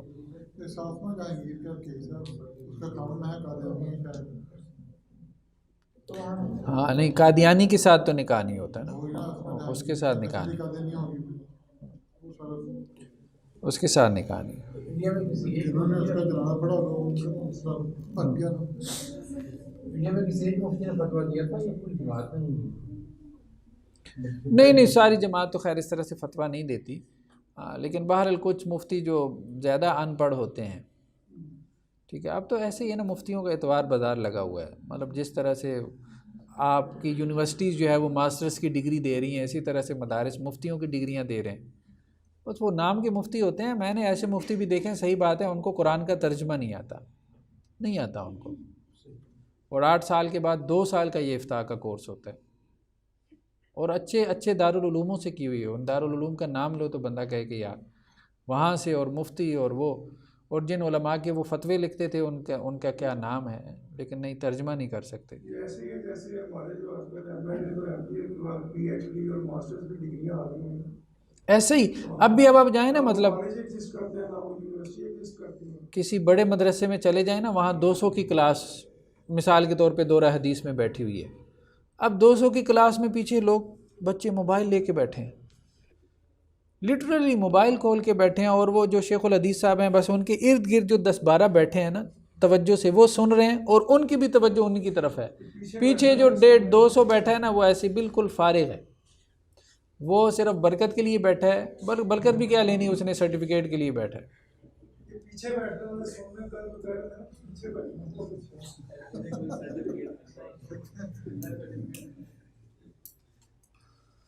سر یہ تو آپ نے بتایا کہ لارنس میں کوئی بندہ فتویٰ دے دیا، یہ تو آپ نے اس کے سامنے جس کو علم ہی نہیں ہوتے فتویٰ دے دیا.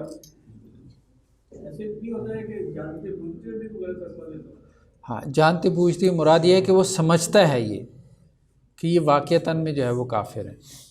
بڑا عالم ہے، جیسے مولانا احمد رضا خان بریلوی صاحب کو دیکھیں، اپنے علاوہ کوئی بندہ نہیں چھوڑا جس کو انہوں نے کافر نہ بنایا. کافر کے علاوہ سر اور بزنس کے معاملے میں، طلاق کے معاملے میں، یا کسی اور معاشرت کے معاملے میں فتویٰ لینے گیا اور تو لینے گیا اس کی مرضی کا فتویٰ، اس کی فیور میں فتویٰ، جانتے ہوئے بھی کہ یہ فتویٰ ٹھیک نہیں ہے. ہاں نہیں یہ ٹھیک نہیں ہے. پہلے تو یہ بھی فتوے آتے تھے کہ وہ موٹی دکان سے جس نے سودا لیا اس کا بھی نکاح ٹوٹ گیا. دلیل کے اوپر آپ کا جو ہے وہ دل مطمئن ہونا چاہیے. لینے والے کے لیے، ہاں لینے والے. اصل یہ جو زہار کا تھا کہ جمہور جو ہے وہ سائڈنس کی طرف گئے اور کہتے ہیں کہ صرف ماؤں کے پاس کے ساتھ ہو. اگر کوئی پھر یہ صرف بھی گئے کہ کسی نے اپنی بیوی کو یہ کہہ دیا کہ تم میری بہن کی طرح ہے یا بیٹی کی طرح تو پھر ان کی نزدیک طلاق ہو جائے گی کنایتاً. طلاق نہیں ہوگی زہار میں. جو اس کو صرف ماں کو بناتے ہیں نا زیار، تو وہ باقیوں کے نزدیک کنایتاً طلاق بنائے. لیان کیا ہے کہ مرد اپنی بیوی پہ زنا کا الزام لگائے اور وہ اس کا انکار کرے. تو صحیح بخاری میں روایت ہے عبداللہ ابن عباس سے کہ ہلال بن امیہ انہوں نے اپنی بیوی کے بارے میں تہمت لگائی.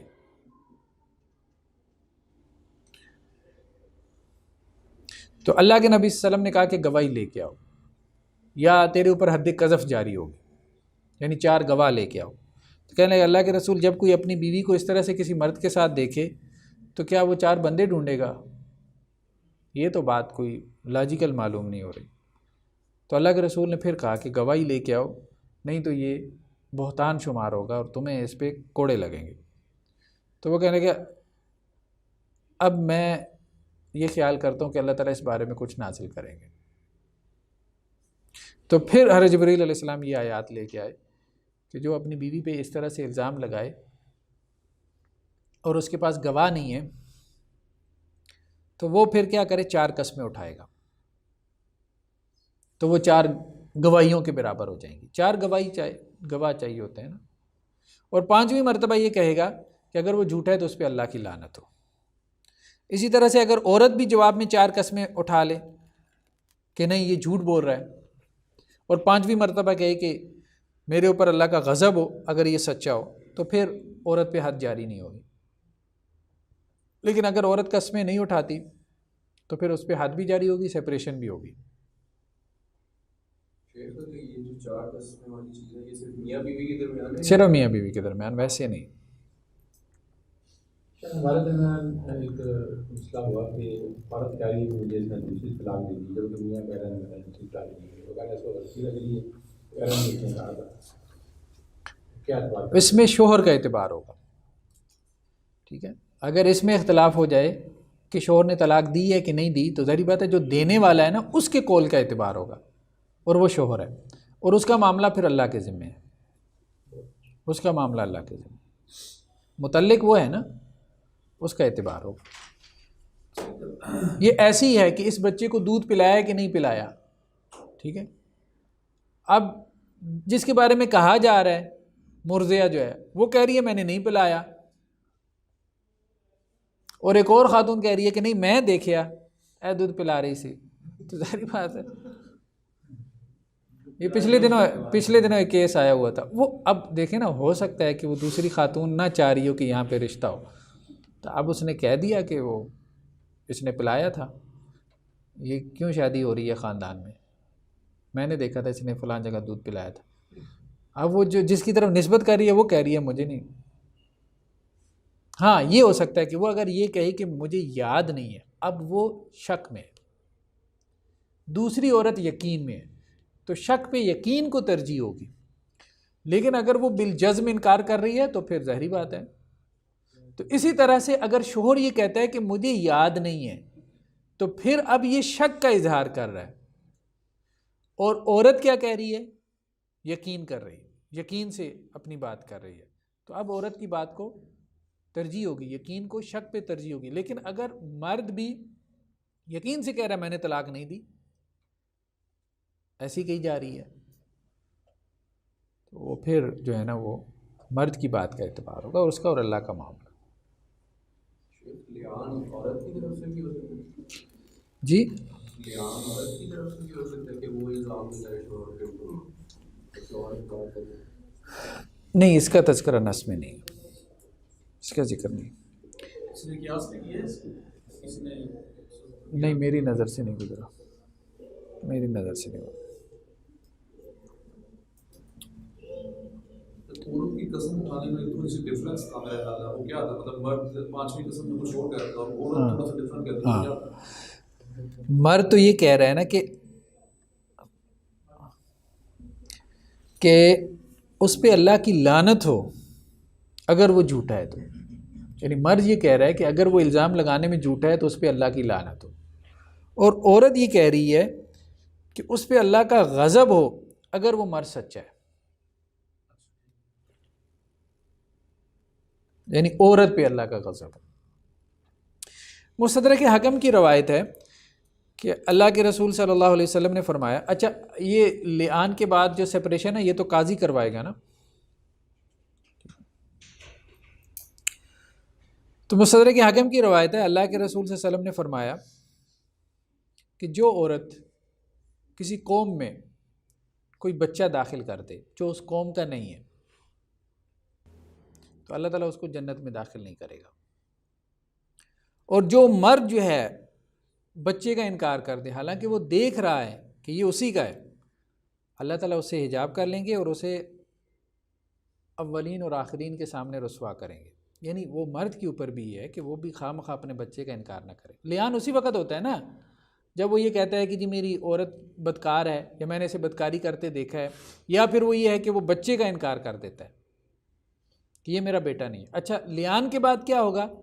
اس پھر بچے کی نسبت ماں کی طرف ہوگی، باپ کی طرف نہیں ہوگی، اس بچے کا خرچ بھی ماں کے اوپر ہوگا، باپ کے اوپر نہیں ہوگا۔ تو اس لیے اتنی سخت وعید ہے کہ صرف خرچ سے بچنے کے لیے یہ نہ کرے کہ لعان کر دے اور اس کا نسب جو ہے وہ مشکوک بنا دے، بچے کے لیے بھی تو ظاہر بات ہے مسائل ہیں نا، تو اس لیے کہا گیا کہ اگر ایسا کرتا ہے تو یہ بھی سوچ لے کہ اگر یہ ٹھیک نہیں ہے تو اللہ تعالیٰ اسے قیامت والے دن رسوا کریں گے، اور اگر عورت ایسا کر رہی ہے مرد کو پتہ ہی نہیں ہے خیانت کر رہی ہے تو باہر سے بچہ اس کی قوم میں داخل کری اللہ تعالیٰ اس کو بھی جنت میں نہیں داخل کریں گے۔ اس میں جو بچے کے معاملے میں لعان ہے، آج کے دور میں جو ہمارے لیے میڈیکل سائنس کے جو ٹیسٹ کی حیثیت ہے، یہ کیا 4 گواہوں کے برابر ہے کہ اگر کیا اس کے اندر اگر کوئی ٹیسٹ کیا تو کہتا ہے کہ یار میڈیکلی پروف ہے اس کا نہیں بچہ نہیں ہے، تو اس کے اوپر 4 گواہوں کے برابر ایکولی ہے کہ نہیں، اس کو تبدیل کیا جائے؟ دیکھیں اصل بات تو یہ ہے نا کہ شریعت نے ایک طریقہ مقرر کر دیا ہے، وہ اضافی چیزیں ہیں، اب اس کے بعد آپ اس سے سپورٹ لے لیں، کوئی حرج والی بات تو نہیں، شریعت نے منع تو نہیں کیا، ٹھیک ہے، تو اگر وہ نہ بھی ہو تو لعان تو ہو جاتا ہے، تو لیکن اگر وہ ہو تو وہ ایک اضافی ثبوت بن جائے گا، اضافی ثبوت۔ جیسے اللہ کے رسول صلی اللہ علیہ وسلم نے اس پچھلے کیس میں یہ بات کہی کہ اگر بچہ جو ہے وہ اس مرد کے مشابہ جا رہا ہے، ٹھیک ہے، یعنی جیسے کہا کہ اس کی اگر آنکھیں سرمئی ہیں اور اس طرح سے اس کی پنڈلیاں ہیں، اللہ کے رسول نے کہا جس کے اوپر اس کے باپ نے یا اس عورت کے شوہر نے تہمت لگائی ہے کہ یہ فلاں کے ساتھ جو ہے وہ ملوث ہے، تو اگر بچے کی مشابہت اس پہ چلی جاتی ہے تو پھر یہ مرد سچا ہے، لیکن اللہ کے رسول نے کہا میں حد قائم نہیں کروں گا، میں حد قائم پھر بھی نہیں کروں گا، اور وہ بچہ جس مرد کے حوالے سے بات ہو رہی تھی وہ اسی کے اوپر گیا، مشابہت اس کی اسی مرد کے حوالے سے گئی، تو بات ثابت بھی ہو گئی۔ اللہ کے رسول نے پھر اس پہ یہ جملہ کہا، اللہ کے رسول کو بتایا گیا کہ وہ بچہ جو ہے وہ اس مرد کے اوپر گیا ہے، اس کی مشابہت اس مرد سے ہے، جیسے آپ نے کہا تھا اگر ایسا ایسا ہوا تو پھر یہ اسی کا ہے، اپنے باپ کا نہیں ہے۔ تو اللہ کے رسول نے کہا بس درمیان میں جو ہے وہ اللہ کی کتاب حائل ہے، ہم اس پہ حد جاری نہیں کریں گے۔ اس میں یہ بھی بات ہے نا کہ وہ بچہ کسی وجہ سے مشابہت اس کی بائی چانس بھی ہو سکتی ہے اس کے ساتھ، مطلب کہنے کا کہ وہ اس کو الٹیمیٹ سرٹینٹی کے ساتھ نہیں کہہ سکتے کہ بھئی یہ واقعی ہوا تھا، تو شاید اس وجہ سے جو ہے نا وہ اس طرف نہیں گئے۔ اب جو ڈی این اے وغیرہ کے لیے جو بھی ہے نئے ہیں، اس کے لیے تو وہ سرٹینٹی کے ساتھ کہتے ہیں کہ ہاں یہ ہوا ہے۔ اس کو قیافہ کہتے ہیں، اس کے اوپر جو ہے نا وہ مطلب یہ مسئلہ نہیں تھا سرٹینٹی کا مسئلہ نہیں تھا، یہ اس وقت کے اعتبار سے باقاعدہ ایک سائنس تھی، ٹھیک ہے، اس وقت، تو اس لیے جو وہ یہ بات کر رہے ہیں نا کہ آج اگر میڈیکلی یہ پروو ہو جائے کہ یہ فلاں کا ڈی این اے سے، تو ہم حد جاری نہیں کریں گے، حد جاری نہیں، سیپریشن ہو جائے گی۔ سیپریشن تو دیکھیں نا، وہ تو اس کے لیے ضرورت نہیں ہے نا اس رپورٹ کی، ٹھیک ہے، ہاں اس رپورٹ سے یہ چیز کنفرم ہو جائے گی۔ رپورٹ آ جاتی ہے پھر لعان کی ضرورت ہی جیسے نہیں، ہمارے وزیر جی پھر تو لعان کی ضرورت ہی نہیں میرے خیال سے پیش آئے گا۔ رپورٹ سے تو سیپریشن نہیں نہ ہوگی، بات یہ نا وہ تو سیپریشن ہے نا کہ وہ کہتے ہیں کہ ہاں یہ بچہ باپ کہتا ہے کہ یہ میرا نہیں ہے، لیٹس سے تو اس میں کیا لیان کی ضرورت پیش آئی؟ رپورٹ کی جو ایویڈنس آ گئی. اصل بات یہ ہے نا کہ جب اس کو یہ پتہ چل جائے کہ یہ میرا بچہ نہیں ہے اور وہ یہ خود سمجھتا ہو تو اس کو گھر میں کیوں رکھے گا؟ ٹھیک ہے نا، بس یہی ہے. تو لیان بیسیکلی سیپریشن کے لیے ہے، سیپریشن حد کے لیے. میڈیکل سائنس کی ترقی کرتی ہے، جو آج کہہ رہی ہے کل کچھ چھوڑ دے گی نا، رپورٹیں بھی چینج ہوتی ہے، رپورٹس بھی غلط ہیں. نہیں، یہ تو آپ ڈاکٹر صاحب بتا سکتے ہیں، یہ 100% ہوتا ہے، یہ 100% نہیں ہے. سب وہ بیٹھے ہوتے ہیں اور مختلف وہ انسٹرومنٹ سے کچھ چیز ڈیڈکٹ کرتے ہیں نا، اس میں انسٹرومنٹ میں کیلیبریشن میں مختلف چیزیں ہو جاتا ہے، اس میں آپ 100% نہیں کر سکتے. یہ والا ایشو جو ہے نا اسلامی نظریاتی کونسل میں بھی 2-3 سال پہلے زیر بحث پہ لگا تھا، تو اس میں علماء کا یہ کہنا تھا کہ مشین کا اعتبار جو ہے وہ مشین کے مطلب کیلیبریشن میں اور ان چیزوں میں جو ہے وہ ایرر ہو سکتا ہے، تو اس کی وجہ سے اس کے اوپر اس کی بیس پہ کوئی وہ فیصلہ نہیں کیا جاتا. ٹھیک ہے، اگر تو میڈیکلی وہ 100% نہیں ہے تو پھر ظاہری بات ہے، پھر تو بات لاجیکل نہیں ہے نا. وہ کلو دے سکتے ہیں، اندازہ دے سکتے ہیں، موسٹ لائکلی یہ ہو سکتا ہے. شاید مرد نے نہیں دیکھا لیکن اس کے گھر والوں میں سے کسی نے دیکھا ہے، اور حالت میں بھی نہیں دیکھا لیکن مرد کے ساتھ دیکھا.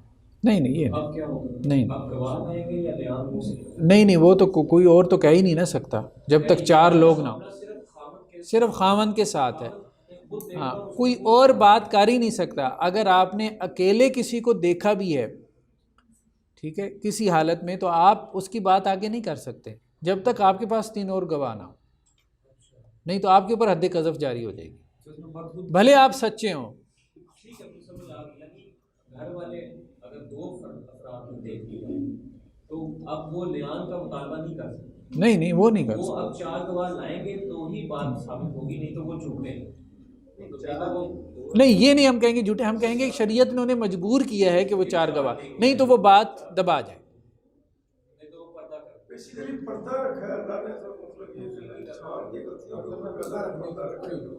نہیں تو وہ اس بات کو دبا جائیں. جب تک 4 گواہ نہیں ہے تو اس بات کو وہ دبائیں. مرد بھی ایک گواہ ہوتا ہے، خود بھی مرد ایک گواہ ہوتا ہے، 4 اس کو ملا کے پورے ہوتے ہیں. مرد خود بھی ایک گواہ ہوتا ہے، 4 اس کو ملا کے پورے. نہیں مرد کے لیے تو ضروری نہیں ہے نا، لیان میں تو گواہی ضروری نہیں ہے نا. لیان میں تو وہ 4 قسمیں اٹھائے گا نا.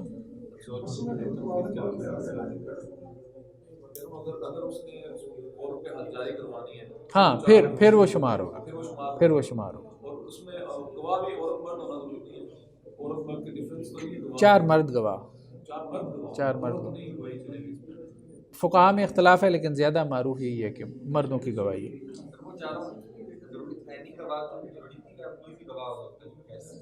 جی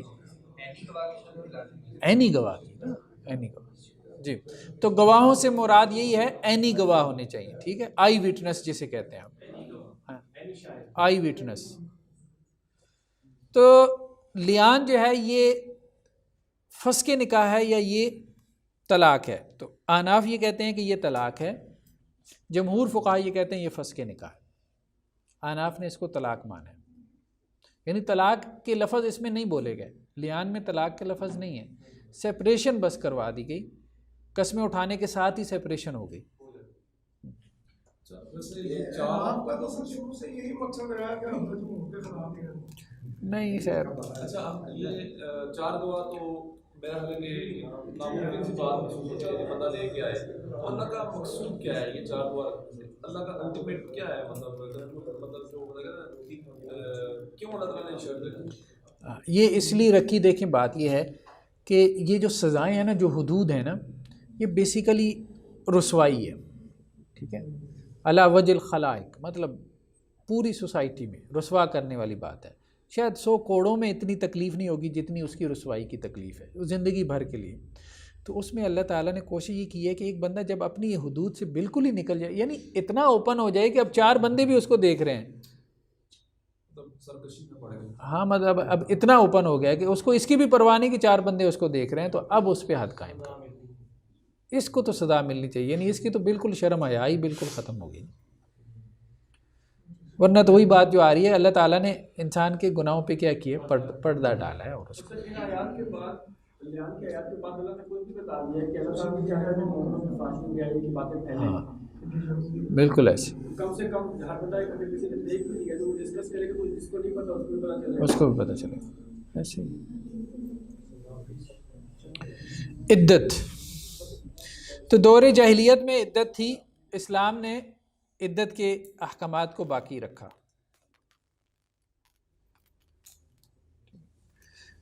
इद्दत की जो हिकमतें हैं मुख्तलिफ हैं, मुतअद्दिद हैं, एक नहीं है हिकमत।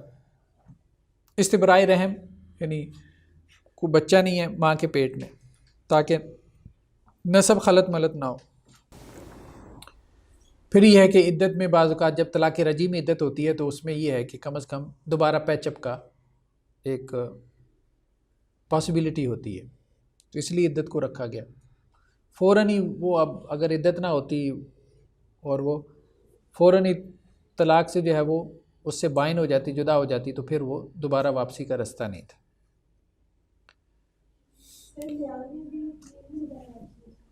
नहीं, लियान में भी वापसी नहीं हो सकती, नहीं वापसी, लियान में वापसी नहीं। और अगर जो है वो मुतवफ़ा आनहा है यानी जिसका शोहर फोत हो गया, तो फिर उसमें यह है कि अपने शोहर के साथ जो है वो एक ताल्लुक़ का इजहार, ये भी मकसूद है। अनवाउल इद्दा, इद्दत की अक़साम। जो तो हाइदा औरत है उसकी इद्दत 3 हैज़ है, और जिस औरत को मेंसेस ना आते हों, जैसे औरत बूढ़ी हो गई 50 या 50 प्लस में, अब ये मामलात ख़त्म हो जाते हैं औरतों के, तो फिर वो 3 महीने उनकी इद्दत है। या वैसे कोई बीमार हैं उनके, वो रूटीन में नहीं है, तो वो 3 महीने।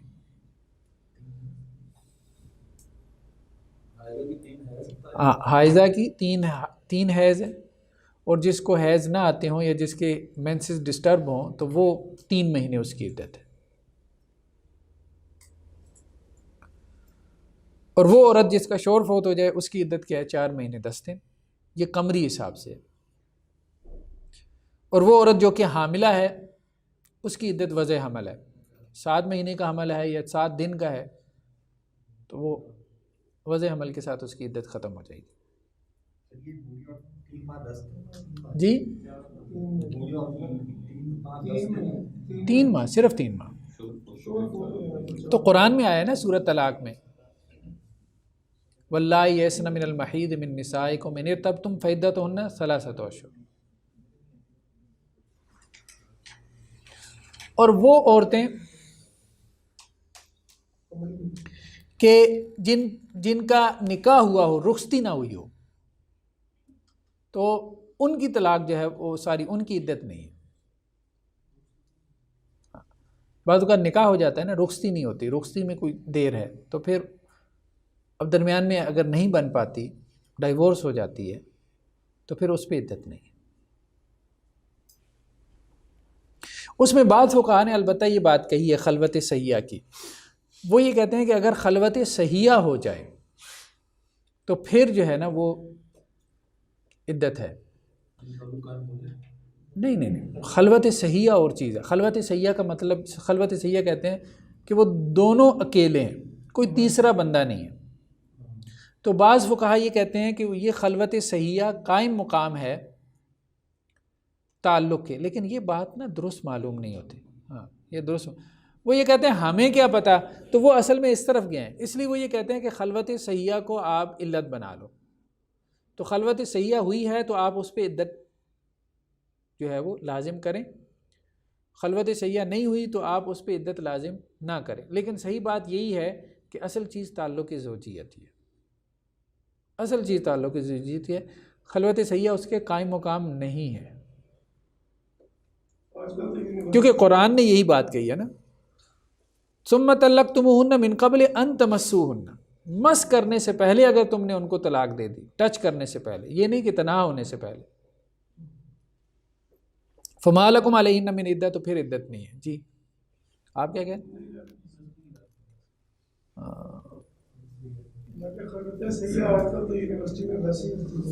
वैसी होती है निकाह के बगैर। सर तलाक याफ्ता की इद्दत में एक ही है ना कि मतलब 3 महीने 10 दिन की, 4 महीने 10 दिन की कोई बात नहीं, 4 महीने 10 दिन तो اس کے لیے نا، بیوہ کے لیے، بیوہ.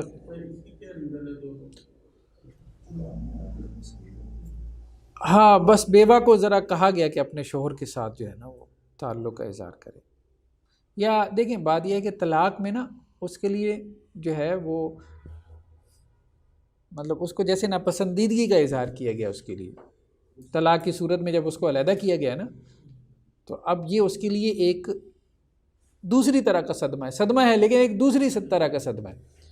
لیکن جب اس کا شوہر فوت ہو جاتا ہے تو پھر اس کا جو صدمہ ہے وہ ایک اور نوعیت کا صدمہ ہے. اس میں یعنی اس کا شوہر کے ساتھ تعلق ایک ہے تو وہ اللہ کی قدرت کی وجہ سے علیحدگی ہوئی ہے نا، تو اس میں وہ اپنے اس تعلق کا اظہار چاہے گی. اس میں یہ عورت جو ہے جو بیوہ عورت ہے 4 مہینے 10 دن کی عدت کے اندر یہ نہ سر میں تیل لگا سکتی ہے نہ صبح یہ مطلب ہاں تیار نہیں ہو، وہ آگے آ رہا ہے، وہ آگے آ رہی بات. تو اگر عورت جو ہے وہ اس کا شوہر فوت ہو جائے، رخصتی نہیں ہوئی، شوہر فوت ہو جائے تو پھر اس کی عدت 4 مہینے 10 دن ہے. ہاں رخصتی سے پہلے بھی اگر شوہر فوت ہو گیا تو پھر 4 مہینے 10 دن.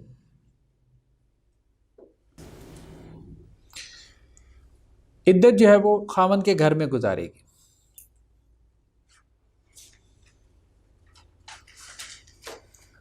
حضرت ابو سعید خدری رضی اللہ عنہ کی جو بہن ہیں وہ اللہ کے وسلم کے پاس آئیں.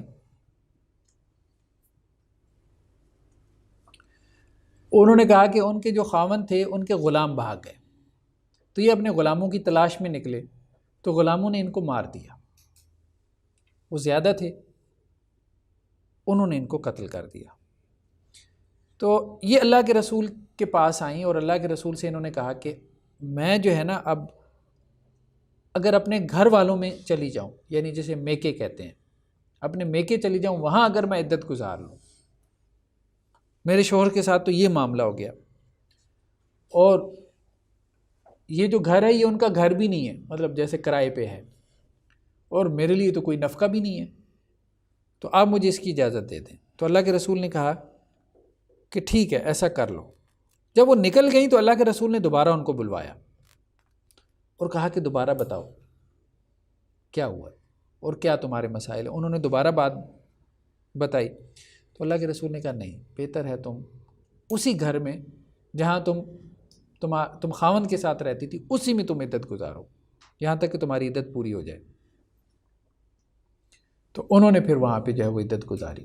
پھر کسی صحابی نے وہ کمپنسیٹ کر دیا، مطلب جو اس کے کرائے وغیرہ کو یا نان نفقے کو. اللہ کے رسول نے اس کو مطلب کہا ہے کہ یہ اس میں بعد میں فقہا میں اختلاف ہو گیا، اور یہ اختلاف صحابہ سے ہی پیدا ہو گیا. عورت کے لیے عدت گزارنا تو لازم ہے، لیکن کیا شوہر کے گھر میں گزارنا لازم ہے، اس میں اختلاف ہو گیا. حضرت عبداللہ ابن عباس نے یہ بات کہی ہے کہ عورت عدت تو گزارے گی لیکن ضروری نہیں ہے کہ وہ اپنے گھر میں گزارے. اور انہوں نے قرآن مجید کی اس آیت سے استدلال کیا غیر اخراج.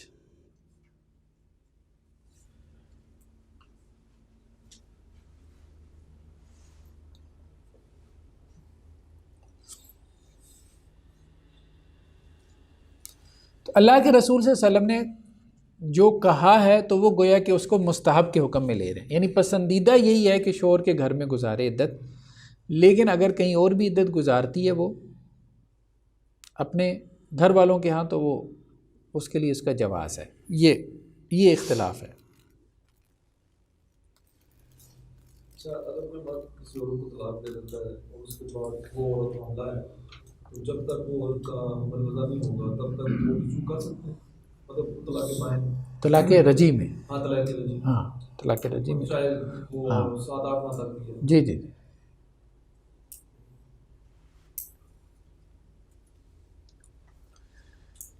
عدت میں عورت کیا گھر سے باہر نکل سکتی ہے؟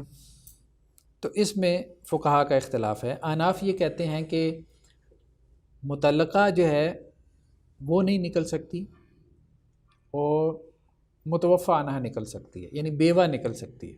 ڈائیورس نہیں نکل سکتی گھر سے باہر، کیونکہ اس کا نان نفقہ جو ہے وہ اس کے شوہر کی ذمہ داری ہے. جس کو طلاق ہو گئی تو عدت کے اندر اس عورت کا نان نفقہ اس کے شوہر کی ذمہ داری ہے، تو اس عورت کے پاس نکلنے کا باہر کوئی جواز نہیں ہے. اگر شوہر اس کی ذمہ داری اٹھا رہا ہے نان نفقے کی. اور جو بیوہ ہے اسے اپنے لیے اپنے بچوں کے لیے باہر نکلنا اس کے لیے ضروری ہو جاتا ہے. تو اس لیے بیوہ کو اجازت ہے کہ وہ عدت کے دوران گھر سے باہر نکل سکتی ہے دن میں، بس کوشش کرے رات اسی گھر میں گزارے. لیکن دوسرے جو فقہا ہیں وہ یہ کہتے ہیں، جیسے حنابلہ، وہ یہ کہتے ہیں کہ بیوہ ہو یا ڈائیورس ہو ضرورت کے تحت گھر سے باہر نکل سکتی ہے. اتنا اللہ نے پابند نہیں کیا کہ اس کے گھر کو اس کے لیے جیل بنا دیں. یہ رات اس گھر میں گزارے، بس اتنا ہے.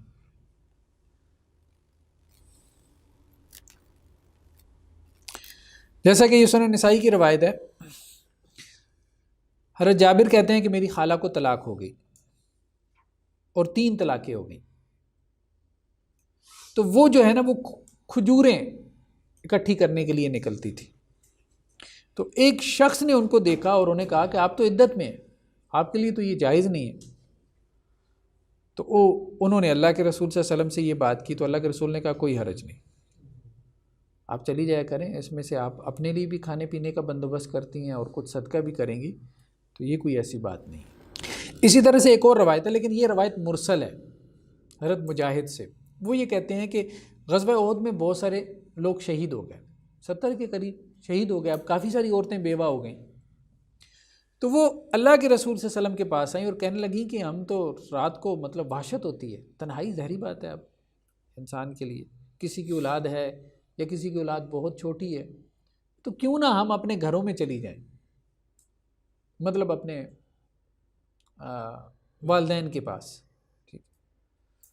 تو اللہ کے رسول صلی اللہ علیہ وسلم نے پھر انہیں کہا کہ ایسا کر لو کہ تم آپس میں اکٹھی ہو جایا کرو اور بات چیت کر لیا کرو، جب سونے کا وقت ہو تو اس وقت اپنے اپنے گھر میں چلی جایا کرو.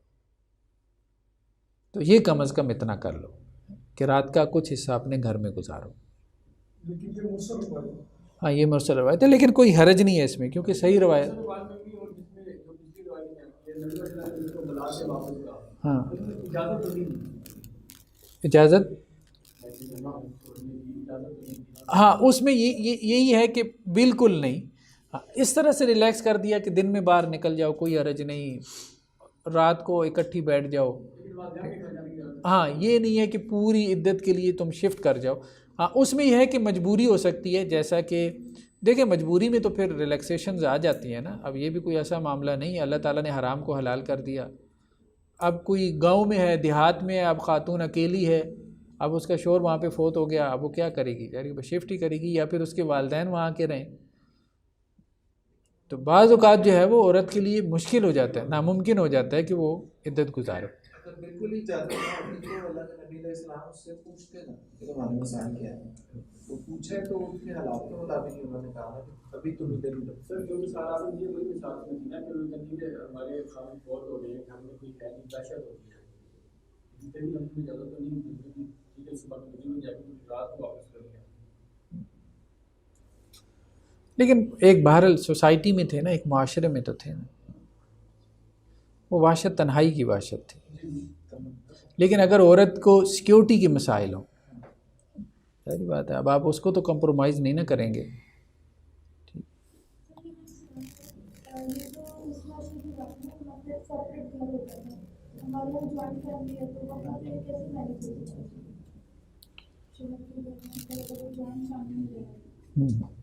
نہیں عدت تو وہ بہرحال وہاں پہ گزارنی ہے، اسے شوہر کے گھر میں گزارنی ہے اگر اس کی عدت بنتی ہے تو. لیکن وہ بھی ظاہری بات ہے کہ اسی وقت بنے گی جب اس کی رخصتی ہو چکی ہے. تو عدت اس کی جو ہے نا وہ شوہر کے گھر میں ہے. اس کے علاوہ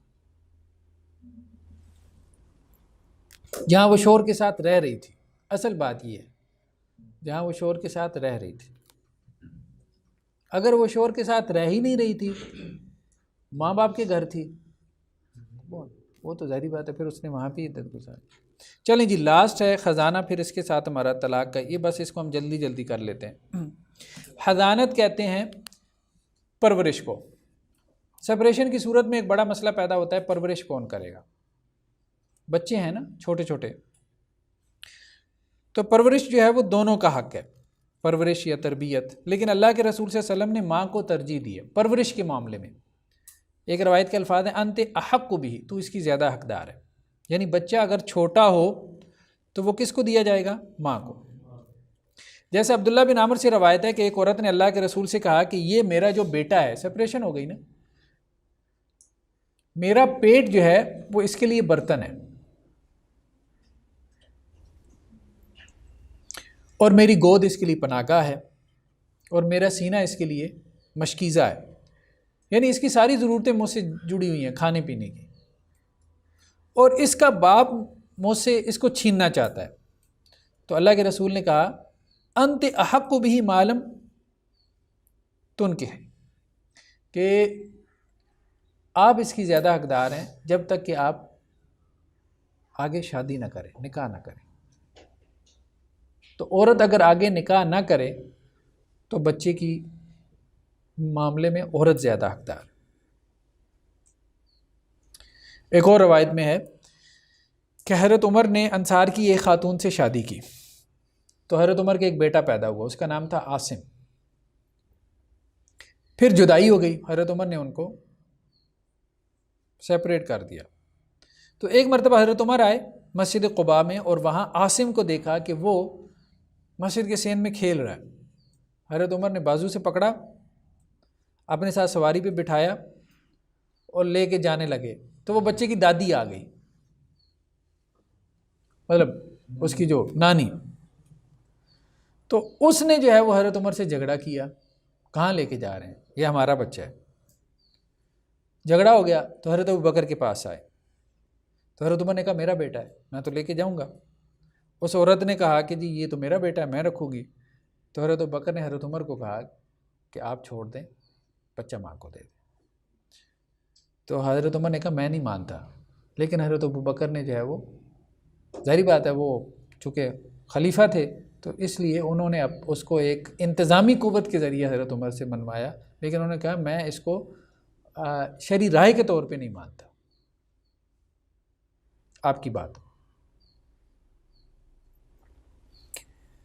لیکن یہ ہے کہ اللہ کے رسول صلی اللہ علیہ وسلم نے فیصلہ یہی کیا ہے کہ عورت جو ہے وہ جب تک آگے نکاح نہ کرے تو وہ بچہ کس کا ہے؟ وہ ماں کا۔ مرد ایک عورت کو اپنی خواب کی وجہ سے اگر طلاق دیتا ہے، وہ بچوں کی بھی تربیت میں تربیت نہیں صحیح کرے گی۔ ہم ابھی بات کر رہے ہیں، دیکھیں تربیت کوئی 2-4 سال کے بچے کی تھوڑی ہوتی ہے، ہم یہ بات کر رہے ہیں بچہ 6 ماہ کا ہے، 1 سال کا ہے، 1.5 سال کا ہے، 2 سال کا ہے، ابھی ہم چھوٹے بچے کی بات کر رہے ہیں۔ اب تو دانتے سب دیتی ہیں، ٹھیک ہے، تو چھوٹا بچہ جو ہے جب تک وہ ٹرین نہیں ہو جاتا، ٹھیک ہے، وہ ماں کے اوپر ڈیپینڈنٹ ہوتا ہے بہت زیادہ۔ تو حضانت جو ہے نا، اس کو حضانت کہتے ہیں، نگہداشت۔ عدالتیں جو ہیں وہ کہتے ہیں جتنا بالغ نہیں ہوگی وہ ماں کے پاس نہیں، وہ آگے بات آ رہی ہے، وہ علیحدہ مسئلہ ہے، سن تمیز کے بعد وہ اگلا مسئلہ ہے۔ ابھی ہم حضانت کی بات کر رہے ہیں، جب بچہ ماں کے دودھ پر ہے مثال کے طور پہ، اب باپ لے کے اس کو جا کے کیا کرے گا؟ کہیں اور سے دودھ پلوائے گا، تو اس سے بہتر ہے کہ وہ اس کی ماں سے دودھ پلوائے۔ ٹھیک، تو یہ بات لاجیکل ہے نا، مطلب 3-4 سال کا بچہ بھی کھیل سکتا ہے، جب تک سن تمیز کا نہیں ہے وہ خدانت کی عمر ہے۔ ٹھیک ہے، اب دیکھیں نا، صرف یہ نہیں ہے بچے کو صرف دودھ کی ضرورت ہے، 2 سال کے بعد بچے کا اور مسائل بھی تو ہیں نا۔ اب باپ تو اس طرح بچے کو نہیں دیکھ سکتا، وہ تو اس کو اس طرح سے اب واش روم میں جا کے مطلب بار بار اس کو واش کرنے سے رہا، وہ تو کوئی میڈ ہی پھر رکھے گا جو اس کو دیکھے گی، اس سے بہتر ہے اس کی ماں دیکھے ہیں۔ اس وقت تو پیپر بھی نہیں تھا۔ ہاں، پیمپر بھی نہیں تھا، تو اور بھی اس کے مسائل ہیں۔ تو جب تک سن تمیز کو نہیں پہنچ جاتا تو وہ بچہ ہے، سن تمیز 7 سال۔ تو سن تمیز تک جو ہے وہ ماں کے پاس رہے گا، ماں اس کی زیادہ حقدار ہے جب تک کہ وہ ماں آگے نکاح نہ کرے۔ ہاں، آگے نکاح کر لے تو پھر ظاہری بات ہے وہ اپنے خاوند کو دیکھے گی یا پچھلا بچہ دیکھے گی، اور عموماً جب وہ آگے نکاح کر لیتی ہیں تو پھر پچھلی اولاد سے غافل ہو جاتی ہے۔ ہاں، کوڈ بھی دے دیتی ہے، کوڈ بھی دے دیتی ہے، پھر وہ ماں کے پاس ہی رہے گا۔ اب سوال یہ پیدا ہوا کہ سن تمیز کے بعد کیا ہوگا؟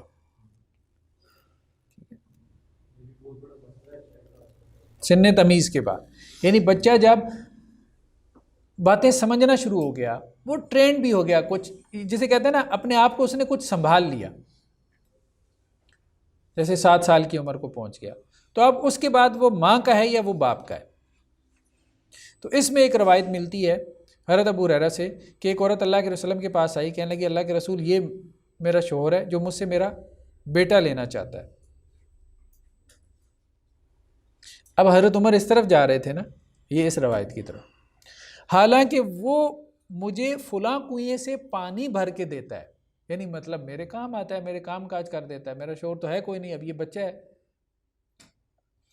اور وہ مجھے بڑا فائدہ دیتا ہے۔ تو اللہ کے رسول نے کیا کہا؟ بچے کو کہا کہ یہ تیرا باپ ہے، یہ تیری ماں ہے، جس کا ہاتھ پکڑ کے جانا چاہتا چلا جا۔ اس کو کہتے ہیں تخییر، تخییر، اختیار دیا جائے گا بچے کو۔ جی کوئی ایسے پانی بھر کے لاتا تھا، آپ یوں کہہ لیں کہ کوئی 8 سے 10 سال کے درمیان تو ہوگا۔ ہاں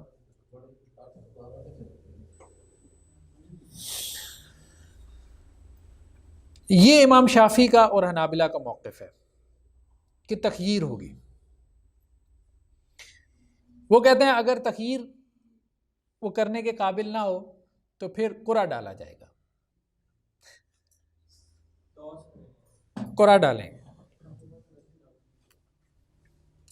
امام ابو حنیفہ کہتے ہیں کہ باپ زیادہ حقدار ہے، تخییر ٹھیک نہیں ہے، باپ زیادہ حقدار ہے، یعنی سن تمیز کی بات کی بات ہو رہی ہے، کیونکہ اب اس کے بعد جو ہے وہ ان کو ماں سے زیادہ جو ہے وہ باپ کی ضرورت ہے۔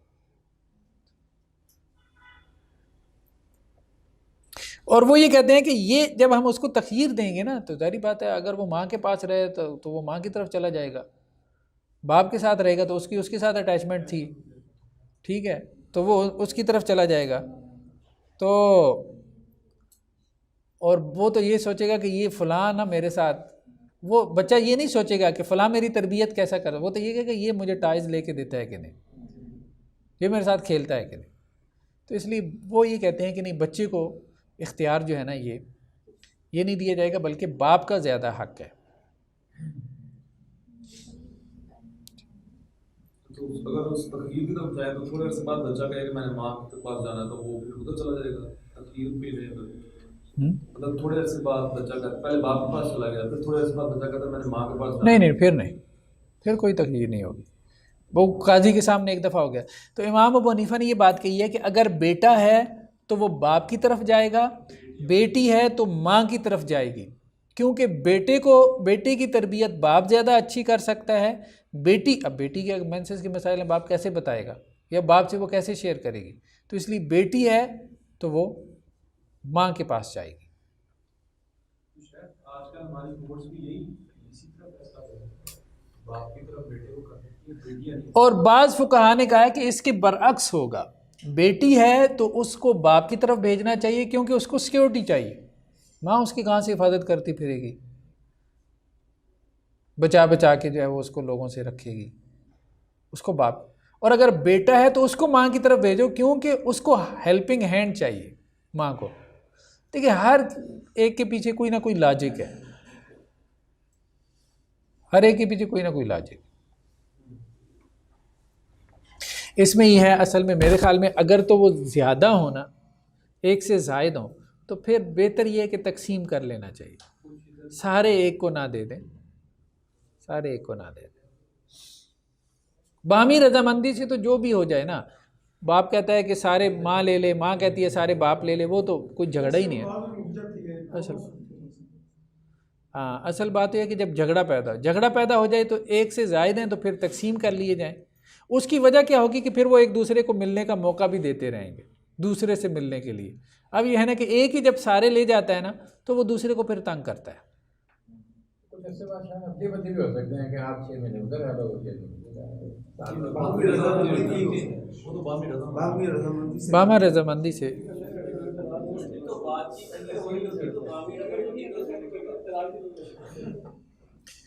اصل میں اتنی زدم زدہ پیدا ہو جاتی ہے کہ باپ کو پھر ملاقات کے لیے عدالت کا سہارا لینا پڑتا ہے، اور عدالت بھی کیا کرتی ہے، گھنٹے کے لیے ملاقات کروا دی، مہینے بعد، یا بعض اوقات تو عیدین کے موقع پہ.